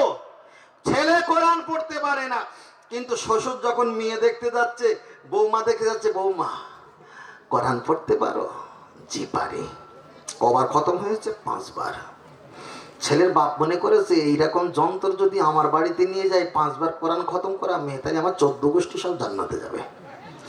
মেয়েটাকে নিয়ে আসলো, নিয়ে এসে দেখছে ওনার বাড়ি যে ননদ থাকে, সে ফ্রি ফায়ার খেলার হেডমাস্টার। তারপরে দেখলো ছেলে যে আছে সে হানুসিং চুল কাটে। তারপরে দেখলো বড় ভাবে সে বিড়ি বাঁধে, কিংবা এদিক সেদিকে খেলা করে, হো হা খিকি মোবাইলে শর্ট ভিডিও দেয় না, দেখছে। আচ্ছা, যে গোষ্ঠী সহ জান্নাতে দেবে, এখন এ কোথায় যাবে? এ কোথায় যাবে? এও আস্তে আস্তে ওদের সঙ্গে মিলিত হবে না? হবে না? হবে। এইবারে যখন বলছে মা তুমি পাঁচবার কোরআন খতম করেছো, আচ্ছা তুমি একবার সূরা ফাতিহা জানো, সূরা ফাতিহা পড়ো। ছেলের বাপ যদি সূরা ইয়াসিন মুখস্থ ভালো বলতে পারে, তার বাড়ি বৌমা 100% ভালো হওয়া সম্ভব। সূরা ফাতিহা পড়তে বলেছে, সূরা ফাতিহা কোথায় যাচ্ছে কি হচ্ছে ও জানে না, 14 গোষ্ঠী কেউ জানে না। পাশে একজন ধার করা একজন নামাজি নিয়ে গিয়েছিল, সে বলছে হ্যাঁ পড়েছে, ঠিক পড়েছে, মাশাআল্লাহ খুব ভালো হয়েছে। কথা বুঝতে পেরেছেন? আমি বারবার করে বলছি, আগে চাকরি, আগে লেখাপড়া না আগে চাকরি? ছেলেরা আগে লেখাপড়া না আগে চাকরি? আগে লেখাপড়া তারপরে চাকরি। এখানে বসেছি, এক পাতা পড়তে হয়, তারপরেও তো পড়েছি। তাহলে লেখাপড়া করার পরেও আধা ঘন্টা 10 মিনিট চাকরি করছি। মসজিদে ইমাম সাহেব হুজুর, তিনিও লেখাপড়া করে মসজিদে চাকরি করছে। মাদ্রাসা শিক্ষক হুজুর, তিনিও লেখাপড়া করে মাদ্রাসায় চাকরি করছে। আপনার ছোট ছোট বাচ্চাকে এখানে বসিয়েছ, এখানে বসানো আমি হারাম বলবো না, এটা জায়েজ, তবে বাচ্চার প্রতি জুলুম নয়। বাচ্চাকে নিয়ে রমজান মাসে ভোর 2টোর সময় তুলে সেহরি খেয়েছেন, ওটা খাওয়ানো তার প্রতি বাধ্যতামূলক নয়, খাবিয়েছেন ভালো। রোজা রাখা তার প্রতি বাধ্যতামূলক নয়, রেখেছেন ভালো। তারকে নিয়ে হজ পাকে গেছেন, যাওয়াটাও বাধ্যতামূলক নয়, নিয়ে গেছেন ভালো। তার নামে নিয়ে আপনি কুরবানি দিয়েছেন, দোয়াটা বাধ্যতামূলক নয়, দিয়েছেন ভালো। কিন্তু আল্লাহর নামে মসজিদে নামাজ পড়তে নিয়ে গেছেন, চাকরি করার জন্য, বাধ্যতামূলক নয়, নিয়ে গেছেন ভালো। কিন্তু মসজিদে, হজে, ইফতারে, তারাবিতে, এই যে চাকরিতে ঢুকিয়েছ, তোমার বাচ্চা তো লেখাপড়া জানে না, ঠিক না বেঠিক? কোরআন পড়তে জানে না, এখন চাকরিটা হবে কি করে? 5 ওয়াক্ত মসজিদে নামাজ পড়লে কোন ওয়াক্তে মসজিদে মশা লাগে জানেন? যারা নামাজ পড়ে না তারা ভালো বলতে পারবে না। 5 ওয়াক্ত নামাজ পড়লে সবচাইতে মশা লাগে কোন ওয়াক্তে? মাগরিবের নামাজের ওয়াক্তে, যেটা আমার হয়। এখন ইমাম সাহেব হুজুর রাস্তা দিয়ে যাচ্ছিল, একজন বলে হুজুর আমি আপনাকে খুব ভালোবাসি। ইমাম সাহেব বললো যদি ভালোবাসিস তাহলে প্রমাণ দিতে হবে। প্রমাণ কি? বলে এক্ষুনি মাগরিব নামাজ পড়তে হবে। তাহলে হ্যাঁ হুজুর যাবো। এখন নতুন শ্রোতা যখন হয়েছে, হুজুর খুব খুশি, যেটা নামাজি বাড়ি গিয়েছি। নবী নূহ আলাইহিস সালাম 40 জন করেছে, যাক আমার একটা কয়েছে, 1 নম্বরে পড়েছে। মসজিদে গিয়ে বলছে দেখ তুমি তো নতুন নামাজি, তা অন্তত খারাপ হোক আর যাই হোক আমার মুসল্লি যেন জানতে না পারে, তাহলে সর্বনাশ হয়ে যাবে। আমি যেমন করবো তুই তেমন করবি। বলছে তাই? বলছে হ্যাঁ। বলতে কোনো ব্যাপার নেই।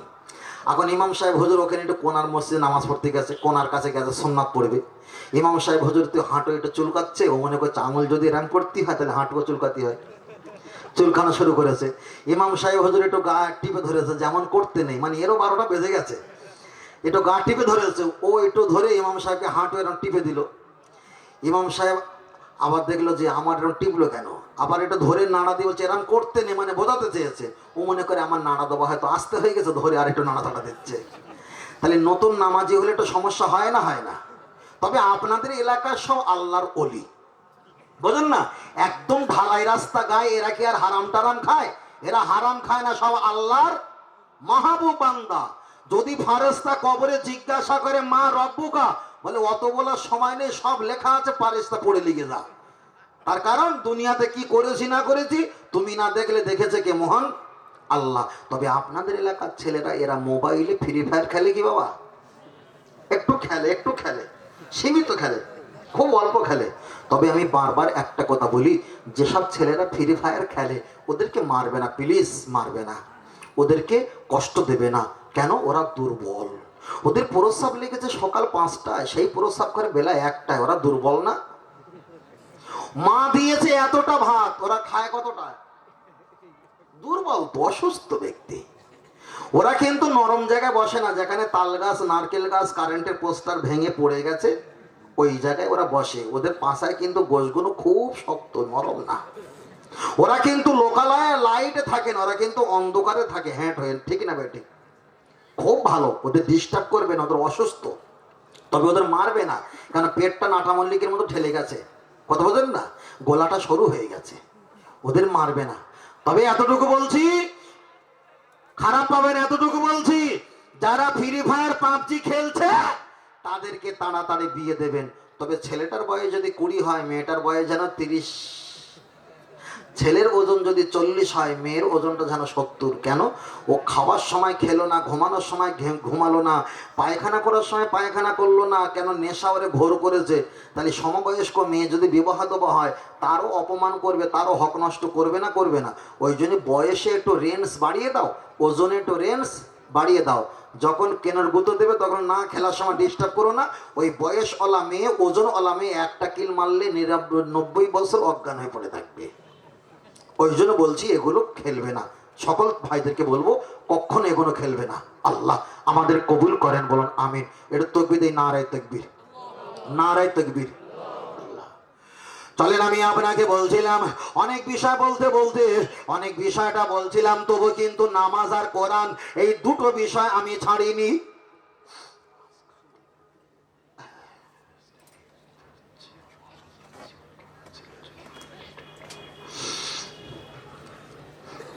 আপনি লিখে দেন, এটা পড়বেন না। আমি আপনাকে বলছি কোরআন সম্পর্কে বলছিলাম আর নামাজের সম্পর্কে বলছিলাম। একটা বার আগিয়ে চলে যাওয়া যাক।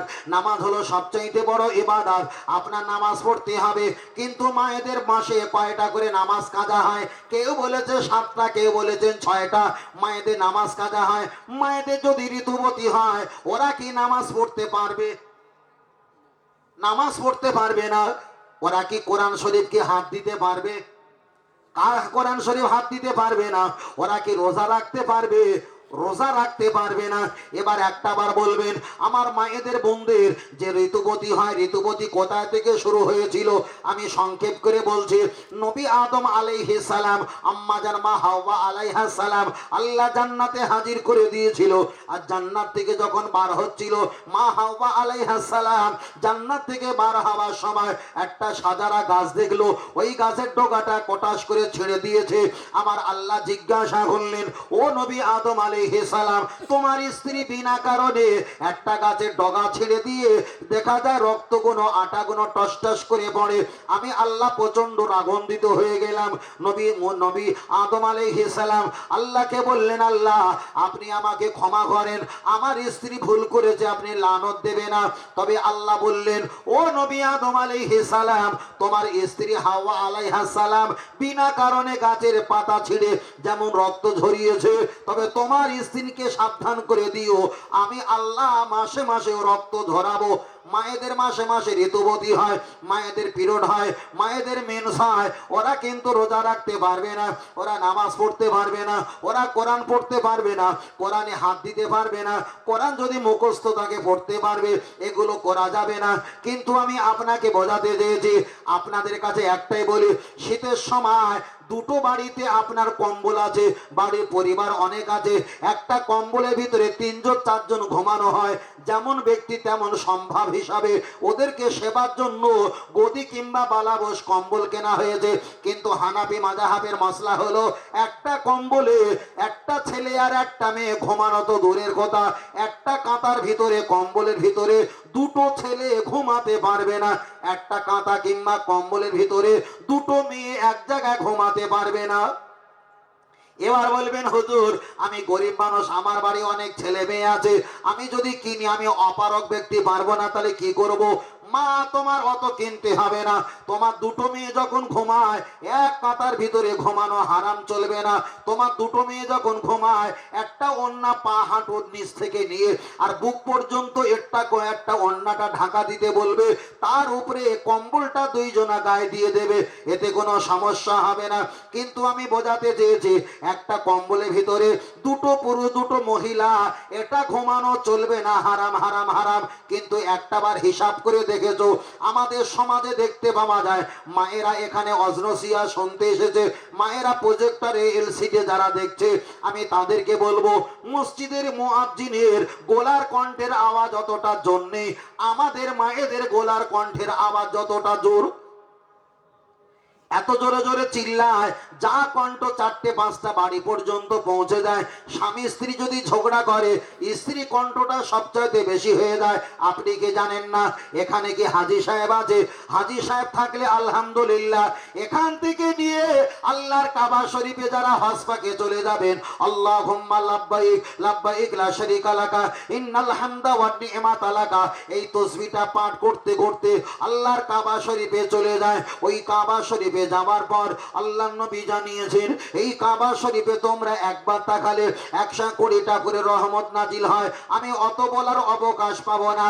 আপনাদের এলাকায়, বাঁকুড়া জেলার এলাকার ভিতরে যত নামি দামি সেলুনের দোকান আছে, আল্লাহর কাবার এলাকায় 2500 থেকে 3000 কম বেশি সেলুনের দোকান আছে, উচ্চ দামি উচ্চ দামি উচ্চ দামি। কিন্তু ইন্নি উরিতু তুআফা ইয়াসির ওয়া তাকাব্বালহু মিন্নি, আল্লাহর কাবাটা আপনি তোয়াব করবে, আপনি স্বামী আপনি তোয়াব করবে, আপনার সঙ্গে আপনার স্ত্রী কাবাটা তোয়াব করবে। তবে জেনে রেখে দাও, আপনি জোরে জোরে তাসবিহ পাঠ করতে পারেন, কিন্তু আপনার স্ত্রী যদি একটা বার জোরে জোরে তাসবিহ পাঠ করে, সামনে পিছনে ডাইনে বাঁয়ে পৃথিবীর অগণিত অপুরুষ ব্যক্তি ওই কাবার চত্বরে তারা তোয়াব করে, আপনার স্ত্রী কণ্ঠ যদি অপুরুষ ব্যক্তি শুনতে পায়, কোরআন বলে দিয়েছে নারুন হাবিয়া, হাবিয়া নামীয় জাহান্নামে আমার আল্লাহ গিড়ে দেবে, অতএব পুঁতে দেবে।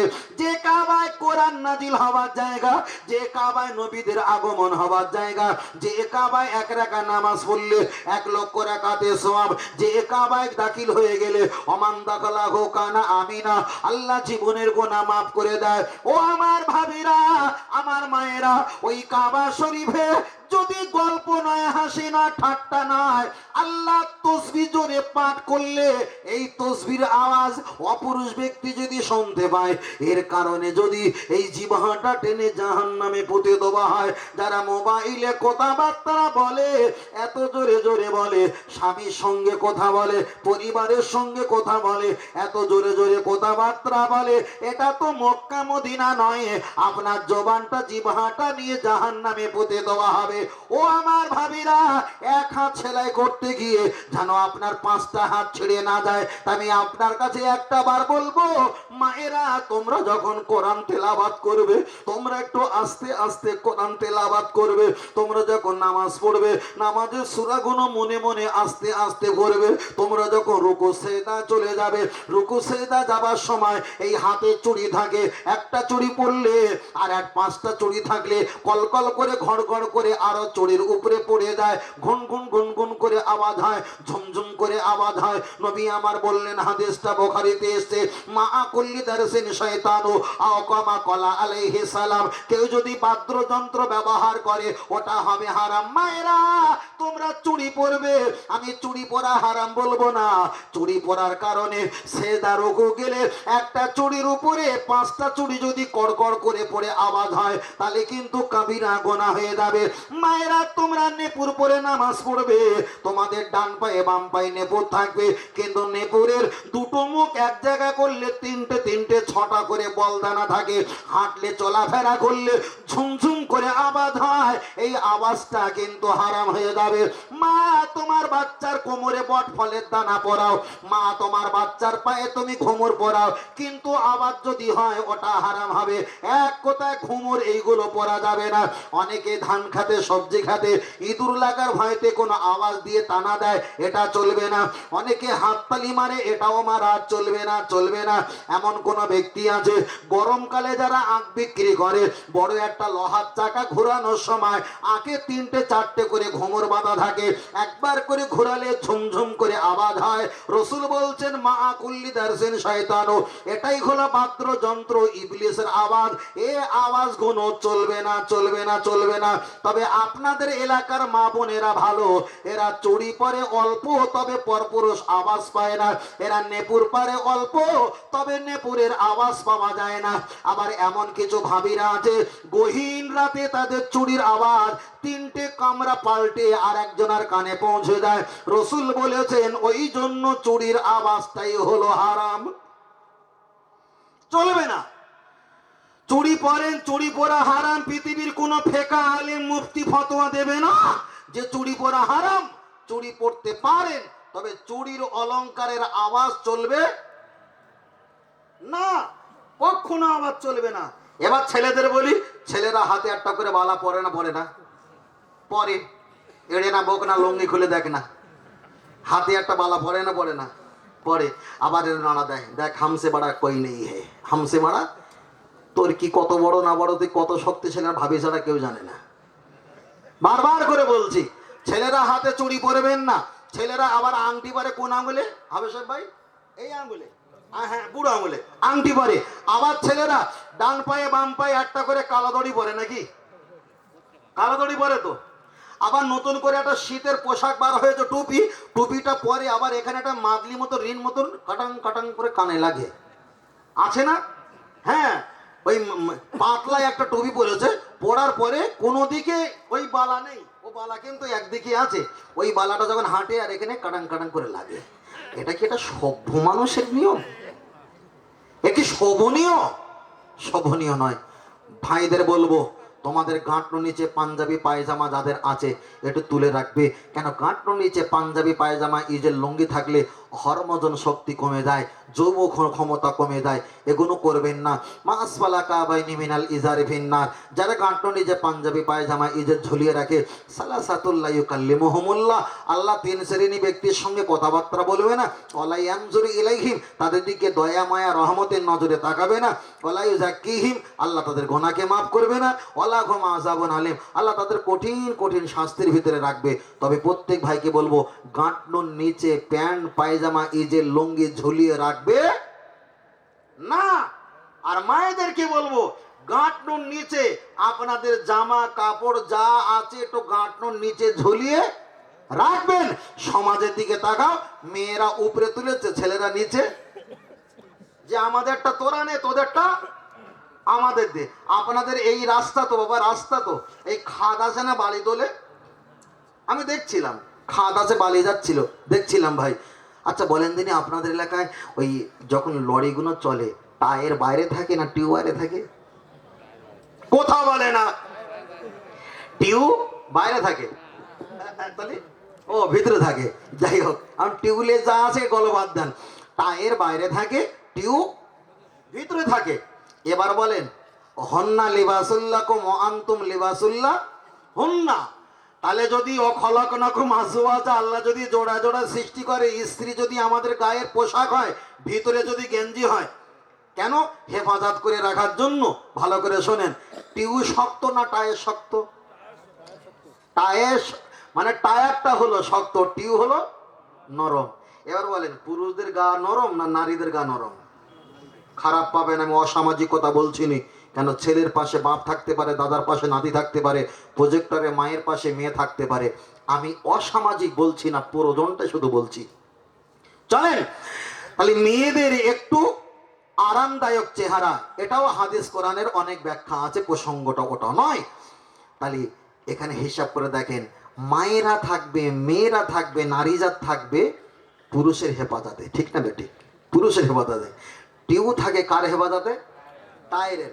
এবার টিউ যদি মিস কল করে বলে কোম্পানির কাছে, হ্যালো তুমি টায়ার কোম্পানি, বলছে হ্যাঁ, তোমার টায়ারকে বলো আমি 10 বছর ধরে ভিতরে আছি, আমাকে একটু বাইরে দিতে বলো, আর টায়ারটারে ভিতরে দাও, আমি একটু বাইরে যাবো।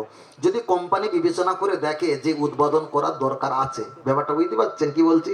উদ্বোধন করার দরকার আছে, তাহলে অন্তত 10টা বছর উনি ভিতরে ছিল, অন্তত 10টা মিনিটের জন্য বাইরে দেওয়া হোক, আর টায়ারকে ভিতরে দেওয়া হোক।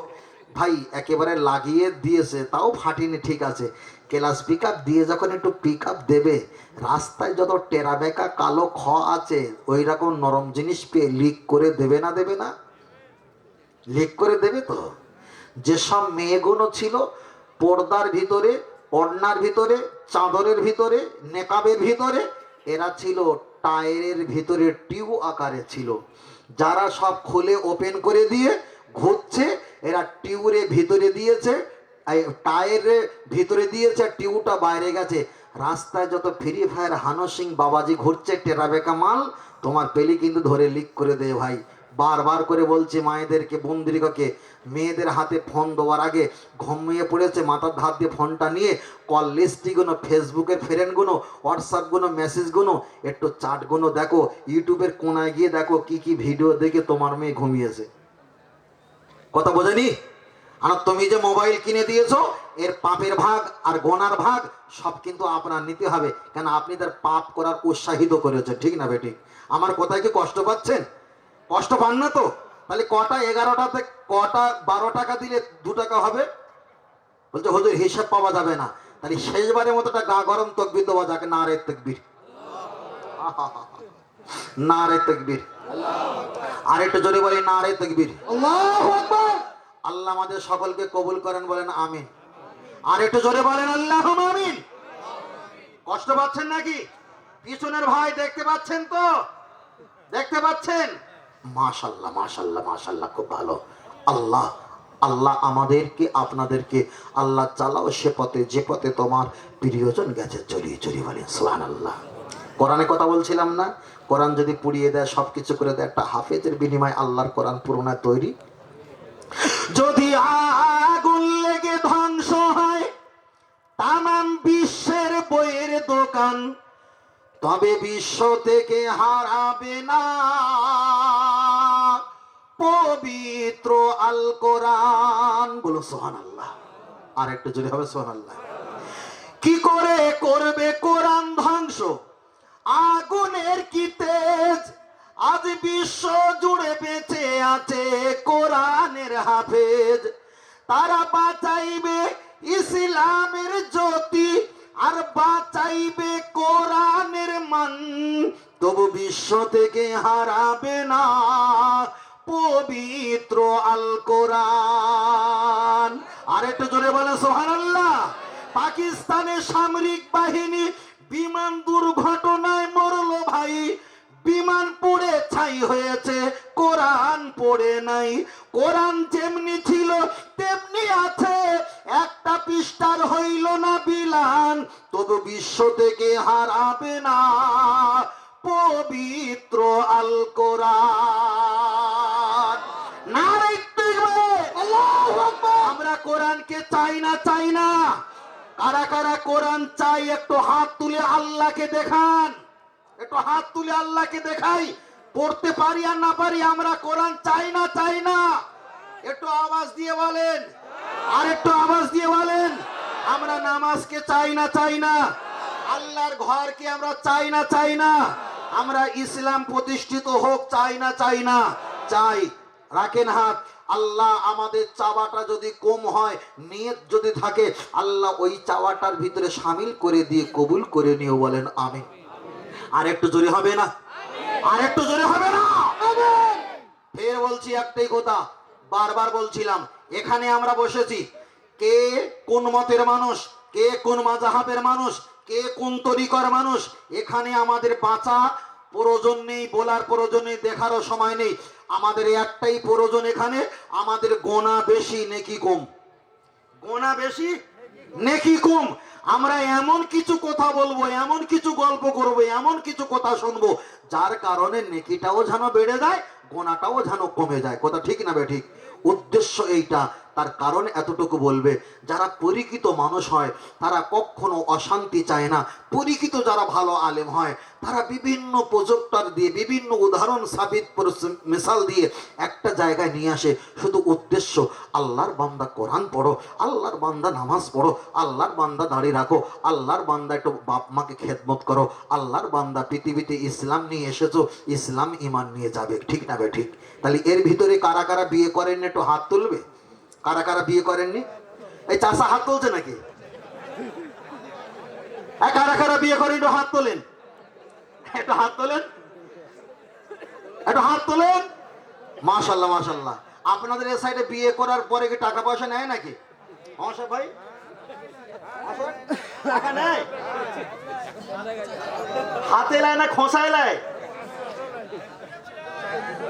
আমি কিন্তু বিরাট রেগে যাচ্ছি, আমি মারাত্মক রেগে যাচ্ছি ভাই, বিরাট রেগে যাচ্ছি। বিয়ে করার পরে পয়সা নেওয়া হয়? একটু গায়ে হাত দাও দেখি, ঘুমোচ্ছি কি দেখি না স্বপ্ন দেখতেছি? আমি তো জেগেই আছি তো। পয়সা নেবো হয় তাহলে? আর পয়সাটা দেয় কারা? যা দেয় ওরও কপাল ফাটা, যে নেয় তারও কপাল ফাটা। কেন? সন্তান হয়েছে আর বলেছে এই দেখো এর জন্য একটু পয়সা জোগাড় করো, মেয়ে তো দিনকার দিন বড় হচ্ছে, ঠিক না বে ঠিক? তা তুই নিয়ত করিস, নিয়তের মাল যাবে কোথায়? ঠিক না বে ঠিক? নিয়তের মাল যাবে কোথায়? আল্লাহকে নবীকে যারা ভালোবেসে এর ভিতরে একজন হাত তুলে বলবে ইশারা ইঙ্গিতে বিয়ের ব্যাপারে আমি টাকা চেয়ে নেবো না, যদি খুশি করে দেয় নিতে পারবো। কোনো উকিল, কোনো ঘটক, কোনো মামা, কোনো চাচা, কোনো বোনাই, কোনো বন্ধুর দিয়ে আমরা ইশারা ইঙ্গিতে টাকা চেয়ে নেবো না, খুশি করে দিলে নিতে পারবো। এমন কোন আল্লাহর বান্দা কোরআনের মাহফিল থেকে একজন আল্লাহকে হাত তুলে দেখাবে যে আমার ছেলেকে বিয়ে দেব, নেব না, কিংবা আমি বিবাহ করব, নেব না, এমন কোন আল্লাহর বান্দা একজন হাত তোলেন? 1 2 3 4 5 6 7 8 15 20 জন হয়ে গেছে। এই কথা না? আর বাদ বাকি সবাই নেবে? বাদ বাকি সবাই নেবে? বুঝেন না? নেবেন না। আপনার টাকাটা হারাম টাকা। হাদিস শরীফে এসেছে কেউ যদি হারাম জিনিস বিসমিল্লাহ বলে খায় ঈমান হারা হয়। আর যদি কেউ হারাম জিনিস বিসমিল্লাহ বলে না খায়, কেউ কেউ বলে যে 40 দিনের ইবাদতটা মাইনাস পয়েন্টে চলে যায়। তার কারণ যিনি শুধু খায়, অমকিলাহ যিনি শুধু খাবায়, অকাতিবাহ যিনি লেখালেখি করে, অশাহিদাহি যিনি সাক্ষ্য দেয়, আইসারুহা আইয়ান কি হারজুল উম্মাহু, সব কটা তো পাপে পাপিষ্ট। ওই জন্য ইসলামের শরিয়াতে মুসলমানের বাচ্চা ব্যাংকের চাকরি করা হারাম করতে পারবে না। কেন? সুদের টাকা রক্ষক ভক্ষ হয়ে থাকতে হয়, সুদের টাকা হিসাব করতে হয়, সুদের টাকার পাহারা দিতে হয়। যারা ব্যাংকের চাকরি করে, হুজুর আমরা তাহলে হারাম করছি? ভাই আপনি করছেন কি না করছেন আপনার ব্যাপার, কোথায় প্রসঙ্গে এসেছে তাই বলেছি, কেনাকাটা ব্যক্তিগত ব্যাপার।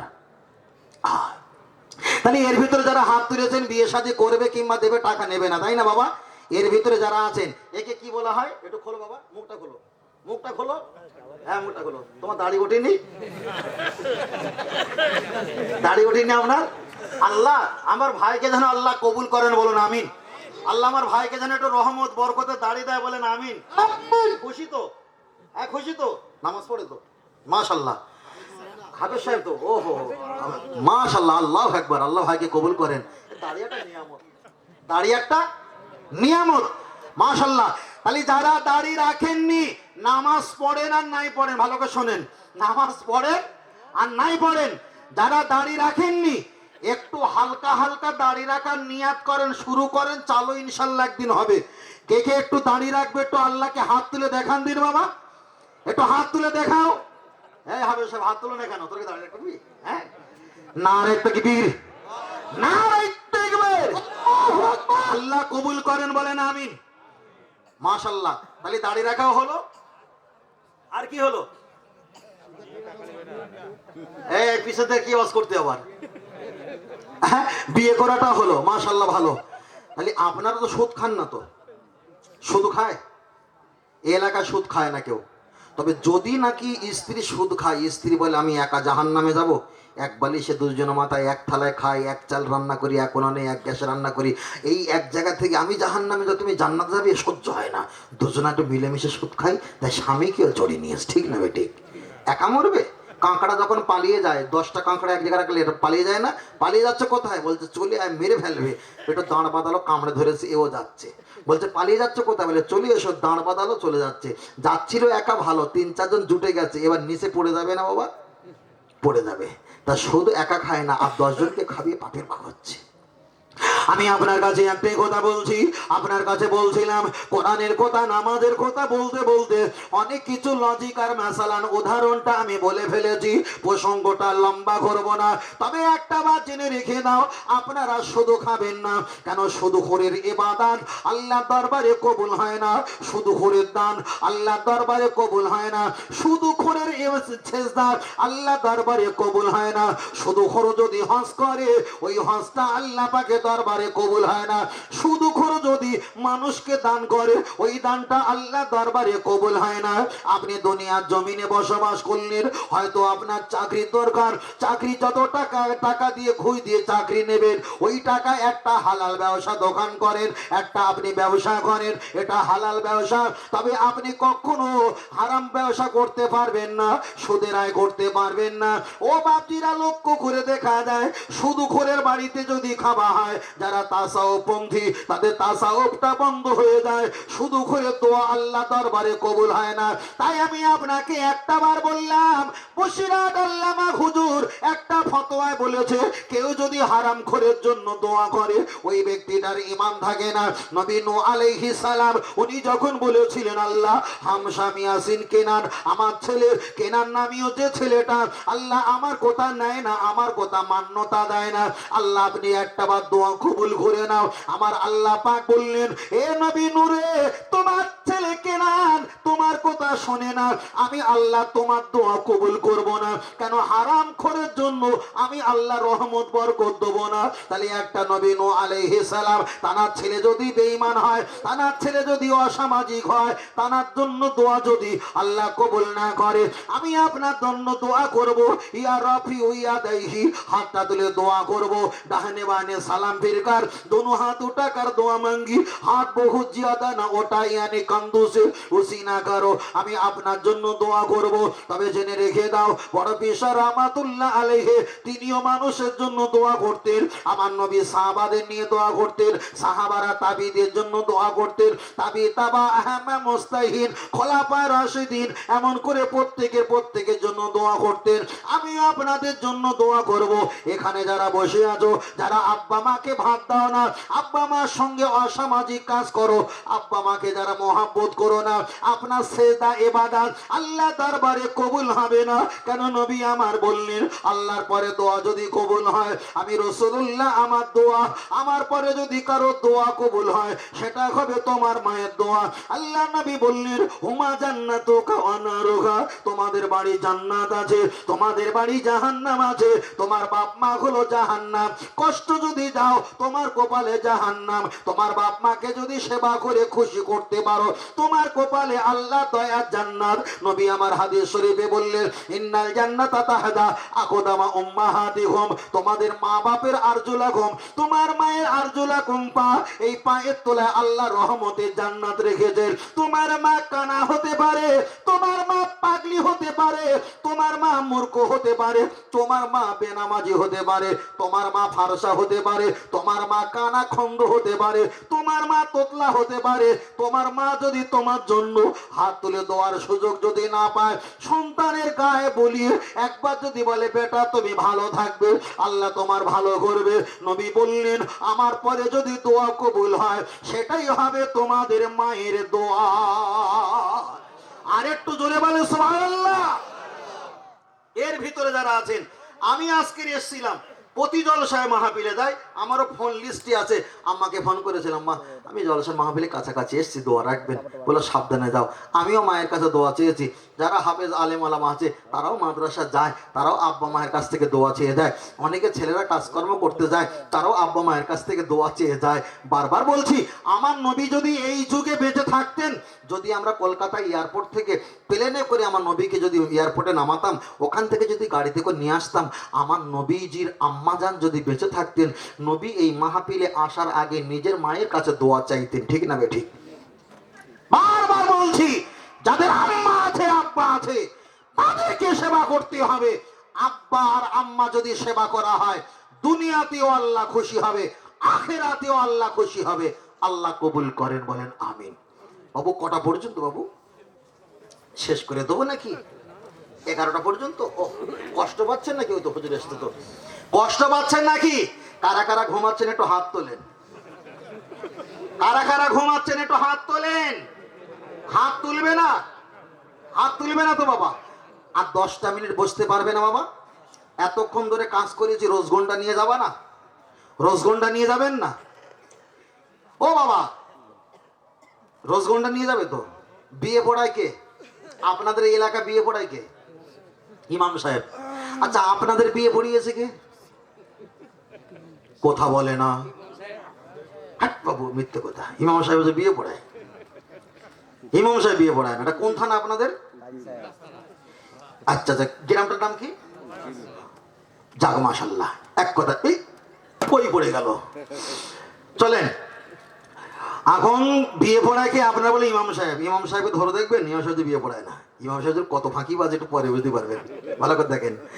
ইমাম সাহেব হুজুর বাঁকুড়া জেলা অন্তর্গত অমুক থানা নিবাসী অমুক পাড়া মোহাম্মদ মফিজুল শেখের তৃতীয় কন্যা মোসাম্মদ খাতুনকে 5,001 টাকা দেনমোহরের রেওয়াজে 2 জন সাক্ষ্য সহ তোমার কাছে আসিয়াছে। তুমি রাজি হইয়া সাক্ষ্য দিকে সম্মুখে বলুন, শরিয়ত মোতাবেক অনুযায়ী নিকার সাথে বিবাহ আমি কবুল করিলাম। তাই না? বিয়ে পড়ায় কে? এবার উকিলে এসে তখন এসেছিল কে? ইমাম। বুঝলেন না? খুব চালাক ইমাম সাহেব। বিয়ে পড়া নেই। ইমাম সাহেব কি দোয়া করে জানেন? নিম পাতা বেকা বেকা খেতে লাগে দে তো আল্লাহ এদের দুজনার ভালোবাসা করে দিও নবী ইসু জুলাইখার মতো। মোনাজাত শেষ করে দিচ্ছে, বলে হুজুর কি ব্যাপার? 12টা 25 হয়ে গেছে, 5 মিনিট আছে, জোহরের আজান দেবো, 200 টাকা দাও। তাহলে ইমাম সাহেব বিয়ে পড়ায় না। কাজী সাহেব তিনি লম্বা খাতা নিয়ে এসে 40 জায়গা সই করে 52 জায়গা টিপ মারো, তিনিও গুছিয়ে নিয়ে বলছে আর এক জায়গা যেতে হবে, সেখানে ছেলে বেঁধে রেখেছে। ইমাম সাহেব বিয়ে পড়ায় না, কাজী সাহেব বিয়ে পড়ায় না, হাফেজ সাহেব বিয়ে পড়ায় না। বিয়ে পড়ায় কে? আমাদের সমাজে উকিল। আর আমাদের সমাজে উকিল হয় কে? যে সেকেন্ডে 42টা করে মিথ্যা কথা বলতে পারে। চিটিংবাজ উকিল ভাই। ও যুবকেরা, তবে আমি এ কথা বলবো না বিয়ে হয়নি। বিয়ে না হলে তো আমিও আগে ফেরায় পড়বো। বিয়ে হয়েছে, তবে আগামী দিন থেকে ভালো হাফেজ আলেম ইমাম ডক্টর নামাজি মুত্তাকি পরিহিজগার আকেলনাথ জ্ঞানী ব্যক্তিকে উকিল বানাবে। কেন? ইসলাম যদি 1 টাকা তুল্য হয়, বিয়ে করলে ইসলাম যেন অর্ধেকটাই পালন করে নিল। জোরে বলেন সুবহানাল্লাহ। এবার আমি আপনার কাছে একটা কথা বলবো বিয়ের ব্যাপারে। যখন বলেছি বলার ইচ্ছা নয়, তবু প্রসঙ্গটা বলি। আপনাদের এলাকায় বিয়ে করতে আসলে এখানে বাড়ি আর রাস্তার ওখানে ছেলেরা মেয়েরা কিংবা বাচ্চারা যুবকেরা একটা গেট তৈরি করে পয়সা নেয়। এখন হয়তো পরিবেশ নেই, বলছে আমার বোনকে বিয়ে করতে গেলে, বিয়ের প্যান্ডেলে যেতে গেলে এই গেটের কাছে 1,000 2,000 টাকা দিতে লাগবে। আমি বলবো বাবা এটা করবে না, বিয়াদবি হবে। কেন? তুমি বলেছো অমুক পাড়া তোমরা ছেলেরা তোমরা 5টা গাড়িতে করে 50 জন আসবে। বিকাল বেলা নয়, তোমরা বেলা 1টার সময় আসবে। মাসের নাম বলে দিয়েছো, তারিখের নাম বলে দিয়েছো, সময়ও বলে দিয়েছো, কতজন আসবে মেয়ের বাপের তরফ থেকে বলে দিয়েছে। আর আসার সময় রাস্তায় আটকে বলছে যেতে গেলে পয়সা লাগবে। এটা চিটিংবাজ নয়? বলে দিয়েছে অমুক মাসে এসো, অমুক তারিখে এতজন এসো, এতটার ভিতরে আসার চেষ্টা করো, এখানে জুম্মা নামাজ পড়ো। বেচারিরা মেহমান আসছিল, রাস্তা দাঁড়িয়ে বলছে মাল দাও। তাহলে এটা তো মেহমানকে ডেকেই তো অপমান করা হয়। না না, এটা চলবে না। আবার যখন বিয়ে শাদী হয়ে যায়, আবার এলাকার ইমাম হুজুররা বলো ভাই মসজিদের জন্য 500 টাকা, মাদ্রাসার জন্য 500 টাকা। আমি বলবো ক্ষমা চাই, করবে না। মার খাওয়া হয় না, খালার বলছে থাকো। ওই মসজিদরা এসছিল, ওদের মসজিদ হলো ওদের এলাকায় দায়িত্ব, ওদের মসজিদে আগে দেওয়া, তারপরে হলো খালাকে মহব্বত করা। তাহলে আগে তো সেখানে দেওয়া। খুশি করে যদি দেয় নিতে পারবে, তবে দাবি দাবা করে জোর করে নিতে পারবে না। তাহলে এতটা বলেছি, এবার তো কবরে চলে যাব। তাহলে কবরে যাবার আগে ছোট একটা কথা বলে দেই। কোরআন শরীফে এসেছে, আয়াতটা আমার ইয়াদ আসছে না, 14 জন ব্যক্তির সঙ্গে একটা নারী কথা বলতে পারে, দেখা করতে পারে। একটা নারী 14টা পুরুষের সঙ্গে লেনদেন করতে পারে। তার ভিতরে গুটি কতক নাম বলি। নিজের বাপ যদি ইন্তেকাল হয়ে যায়, মা যদি দ্বিতীয় কোনো স্বামীকে বিবাহ করে, ওই দেখা যায় সৎ বাপকে ওই মেয়েটা সামনে যেতে পারবে।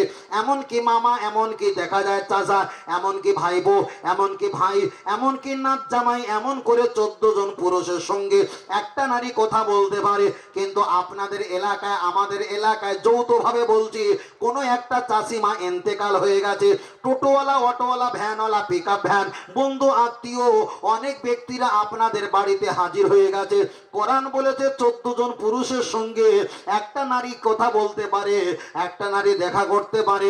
আর বাদ বাকি যদি হয় ওটা কোনো কারণ বসন্ত কঠিন পর্যায়ের কারণে, যেমন ভিন্ন একটা বলে ডক্টর বাবু, ওটা পরিবেশটা আলাদা। তাহলে আপনার এলাকায় কোনো চাচিমা ইন্তেকাল হয়ে গেছে, হাজার হাজার পর পুরুষ এসে চাচিমার মুখটা ঢাকা আছে, একটা মহিলা খুলে দিয়েছে, আবার দেখে চলে গেল। আবার একজন আসলো, খুলে দিয়েছে, আবার দেখে চলে গেল। কোরআন বলেছে 13 থেকে 14 জন, কিন্তু যারা মুখ দেখছে এরা রক্তগত বংশগত কেউ হয় না। সেখানে র্যাম র্যাম মুখ দেখিয়েছে, কোনো পর্দা শিষ্টাচার কিছুই ছিল না। এবার যখন কবরে শোবানো হবে, একটা লাশের ভিতরে গামছা কিংবা তোয়ালে দিয়েছে যাতে বেঁকে ঢস নেবে না যায়, তাই তোলায় একটা গামছা দিয়েছে, উপরে একটা কালো ওড়না দেওয়া হয়। আপনাদের এলাকায় বড় একটা কালো চাদর দেওয়া হয়। তাহলে যে মেয়েটার 5টা কাপড় ছিল, উঠোনের মাঝখানে মুখ দেখিয়েছে হাজার হাজার ব্যক্তিকে, ওখানে পর্দা করিনি। এবার 5টা কাপড় প্যাকেট করা আছে, লাট ফিটিং করা আছে, কবরে শোবানোর সময় তখন এবার কালো চাদর দিচ্ছে। তাহলে ভাবতে হবে আগুন জ্বালিয়ে তারপরে পানি দেওয়া কাজ।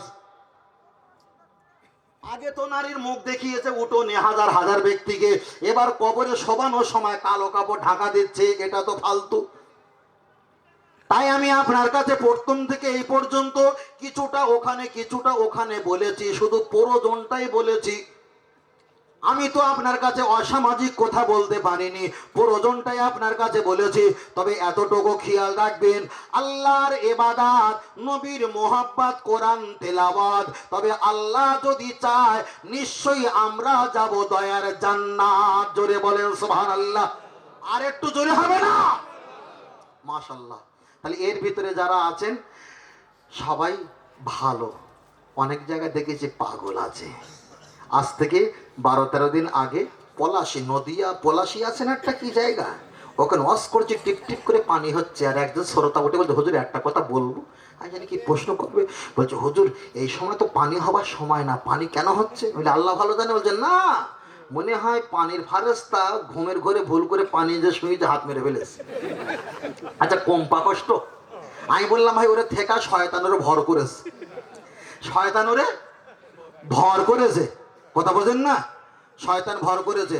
তার কারণ আমরা একটু যখন বেশি কথা বলি, আমাদের কথার মধ্যে ভুল হতে পারে না? পারে না? বেশি কথা বললে ভুল হয়। যেমন কোরবানির সময় কোরবানি দেওয়া হবে, আর উপরের তলা দাঁড়িয়ে আছি, আব্বাজি নিচে গরুটা নিয়ে একটু পরিষ্কার ঝরিষ্কার করছিল। তা আব্বাজিকে বলছেন, আব্বাজি জোহরে নামাজ সময় হয়ে গেছে, আর 10 মিনিট পর আজান দেবে, গোসল করে না, নামাজ পড়েন জামাতে। বলছে, আর ভাই বলিস নি, গরুর শরীর খুব খারাপ। আব্বাজি আমার ভাই বলে ফেলেছে। আমি মারে বললাম, আম্মাজি আব্বাজি টেনশন এসে আমার ভাই বলে ফেলেছে। মা গেলে, কি গো তোমার ছেলে তুমি ভাই বলে ফেলেছো? বলে, আর মা বলিস নি, মাঝে মাঝে হয়ে যায়। তার কারণটা কি? পুরো ঘরে আছে, পুরো ঘরে আছে, টেনশনে আছে। তার টেনশনে থাকলে মানুষ ভুলও বলে ফেলে না? ফেলে না? ভুলও বলে ফেলে। আমি আপনার কাছে বলছি, যারা বিয়ে করবেন, যারা বিয়ে দেবেন, নিয়ত করেছেন দাড়ি রাখবেন, নিয়ত করেছেন চেয়ে টাকা নেবেন না, খেয়াল রাখবেন। তবে যারা একটু পাগল মানুষ ছেলে আছেন, ওদের বিয়েটা যাদের সঙ্গে দেবেন খোলাসা দেবেন যে আমার তোমার জামাইয়ের এই এই সমস্যা, তোমার মেয়ের এই এই সমস্যা। তার কারণ সব জিনিসটা আবেগে চলে না, বিবেক দিয়ে চলে। একটু বুঝে সুঝে বিয়ে দেবেন। কেন অনেক সমস্যা চলছে পাড়ায় পাড়ায়, গ্রামে গঞ্জে। আর পাগল ছেলেকে বিয়ে দেওয়ার আগে 10 বার চেক আপ করে, ডাক্তারি চেক আপ শরিয়াতে জায়েজ হবে, ডাক্তারি চেক আপ করে তারপরে বিয়ে সাথে দেবেন। আমার একটা সেদিন ভাগনা ছিল ভাই, ভাগনা একটু আর পাগলবো না। তা বলছে মফিজুল হুজুরের ভাগনা আত্মীয় সম্পর্কে হয়, তা ওনার বাড়িতে নামাজ কালাম পড়বো, আসরের নামাজ পড়ে আর মেয়ে ছেলেটাকে দেখে আমাদের মেয়ের বিয়ে দেওয়ার জন্য সিদ্ধান্ত করব। আমি প্রায় 500-700 টাকার ফল পাকড়, 800-900 টাকার এদিক সেদিক করে ঠান্ডা এটা সেটা করে নাস্তা পানি করিয়েছি। আমি বললাম, শোনো ভাগনা, তুমি যখন যাচ্ছ একটু আর পাগল, তা প্রত্যেকে সালাম দিও। আমি তো হুজুরের বাড়ি মেয়ে ছেলে দেখতে এসেছি, সালাম দেয় না তাহলে মানুষ সঙ্গে মাটিতে চলে যাবে। আমি যেই বলেছি প্রত্যেককে সালাম দিও, ও বদমাইশ শুনেছে প্রতিজনে সালাম দিতে হবে। ও কামরা ঢুকে বলছে, আসসালামু আলাইকুম, আসসালামু আলাইকুম, আসসালামু আলাইকুম। 15 জন ছিল, 15 জন সালাম দিয়েছে। ও বিয়ে হবে বলে মনে হয়? আমার 1300 টাকা পুরো কপালে বাস পড়েছে। আমি বললাম, বদমাইশ তুই কি সর্বনাশ করলি? বলে, কেন আপনি তো প্রতিজনে সালাম দিতে বলেছেন। ভুল ওই জায়গা হয়ে গেছে। ইমাম সাহেব হাত মারা মতো নামাজে। তারপরে বুধবার দিন, সেদিন বুধবার দিন পুরো রিসিলি খবর, সামনের বুধবারে ফের তরফ থেকে এসেছিলাম, বাড়ি থেকে 22 কিলোমিটার দূরে। তারা এসছে, বললাম, বদমাইশ এবার প্রত্যেককে আসসালাম আলাইকুম বলো না, একবার সালাম দিবি। ও মালপত্র নিয়ে চলে গেছে, গিয়ে বলছে আসসালামু আলাইকুম, একবার মা বারণ করে দিয়েছে। আচ্ছা বলেন, এও পাগল না? এই যে পাগলদের যারা বিয়ে শাদী দেবেন, খুব বুঝে সুঝে বিয়ে শাদী দেবেন, আর না তো সমস্যা হয় ভাই। আমার কথাটা হয়তো লজিক ছিল, আপনি হয়তো একটু লজিক পেয়েছেন, কিন্তু এর কথাটা হলো অতি বাস্তব। কেন উপরে চাকচিক্য চেহারা থেকে বোঝা যায় না, তার সঙ্গে চলাফেরা, আদান প্রদান, প্রতিবেশীর খবর নেবে। আমি মায়েদের বলবো, আপনার মেয়েদেরকে নেকাব পরাবেন, 5 ওয়াক্ত নামাজ পড়াবেন, দোয়া দরুদ শিক্ষা দেবেন, আপনার মেয়েকে আবরণী পর্দার সঙ্গে রাখবেন।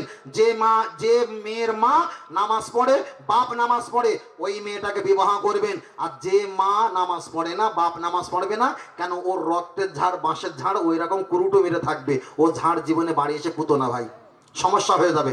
কথা বুঝলেন না? খুব সমস্যা হয়ে যাবে।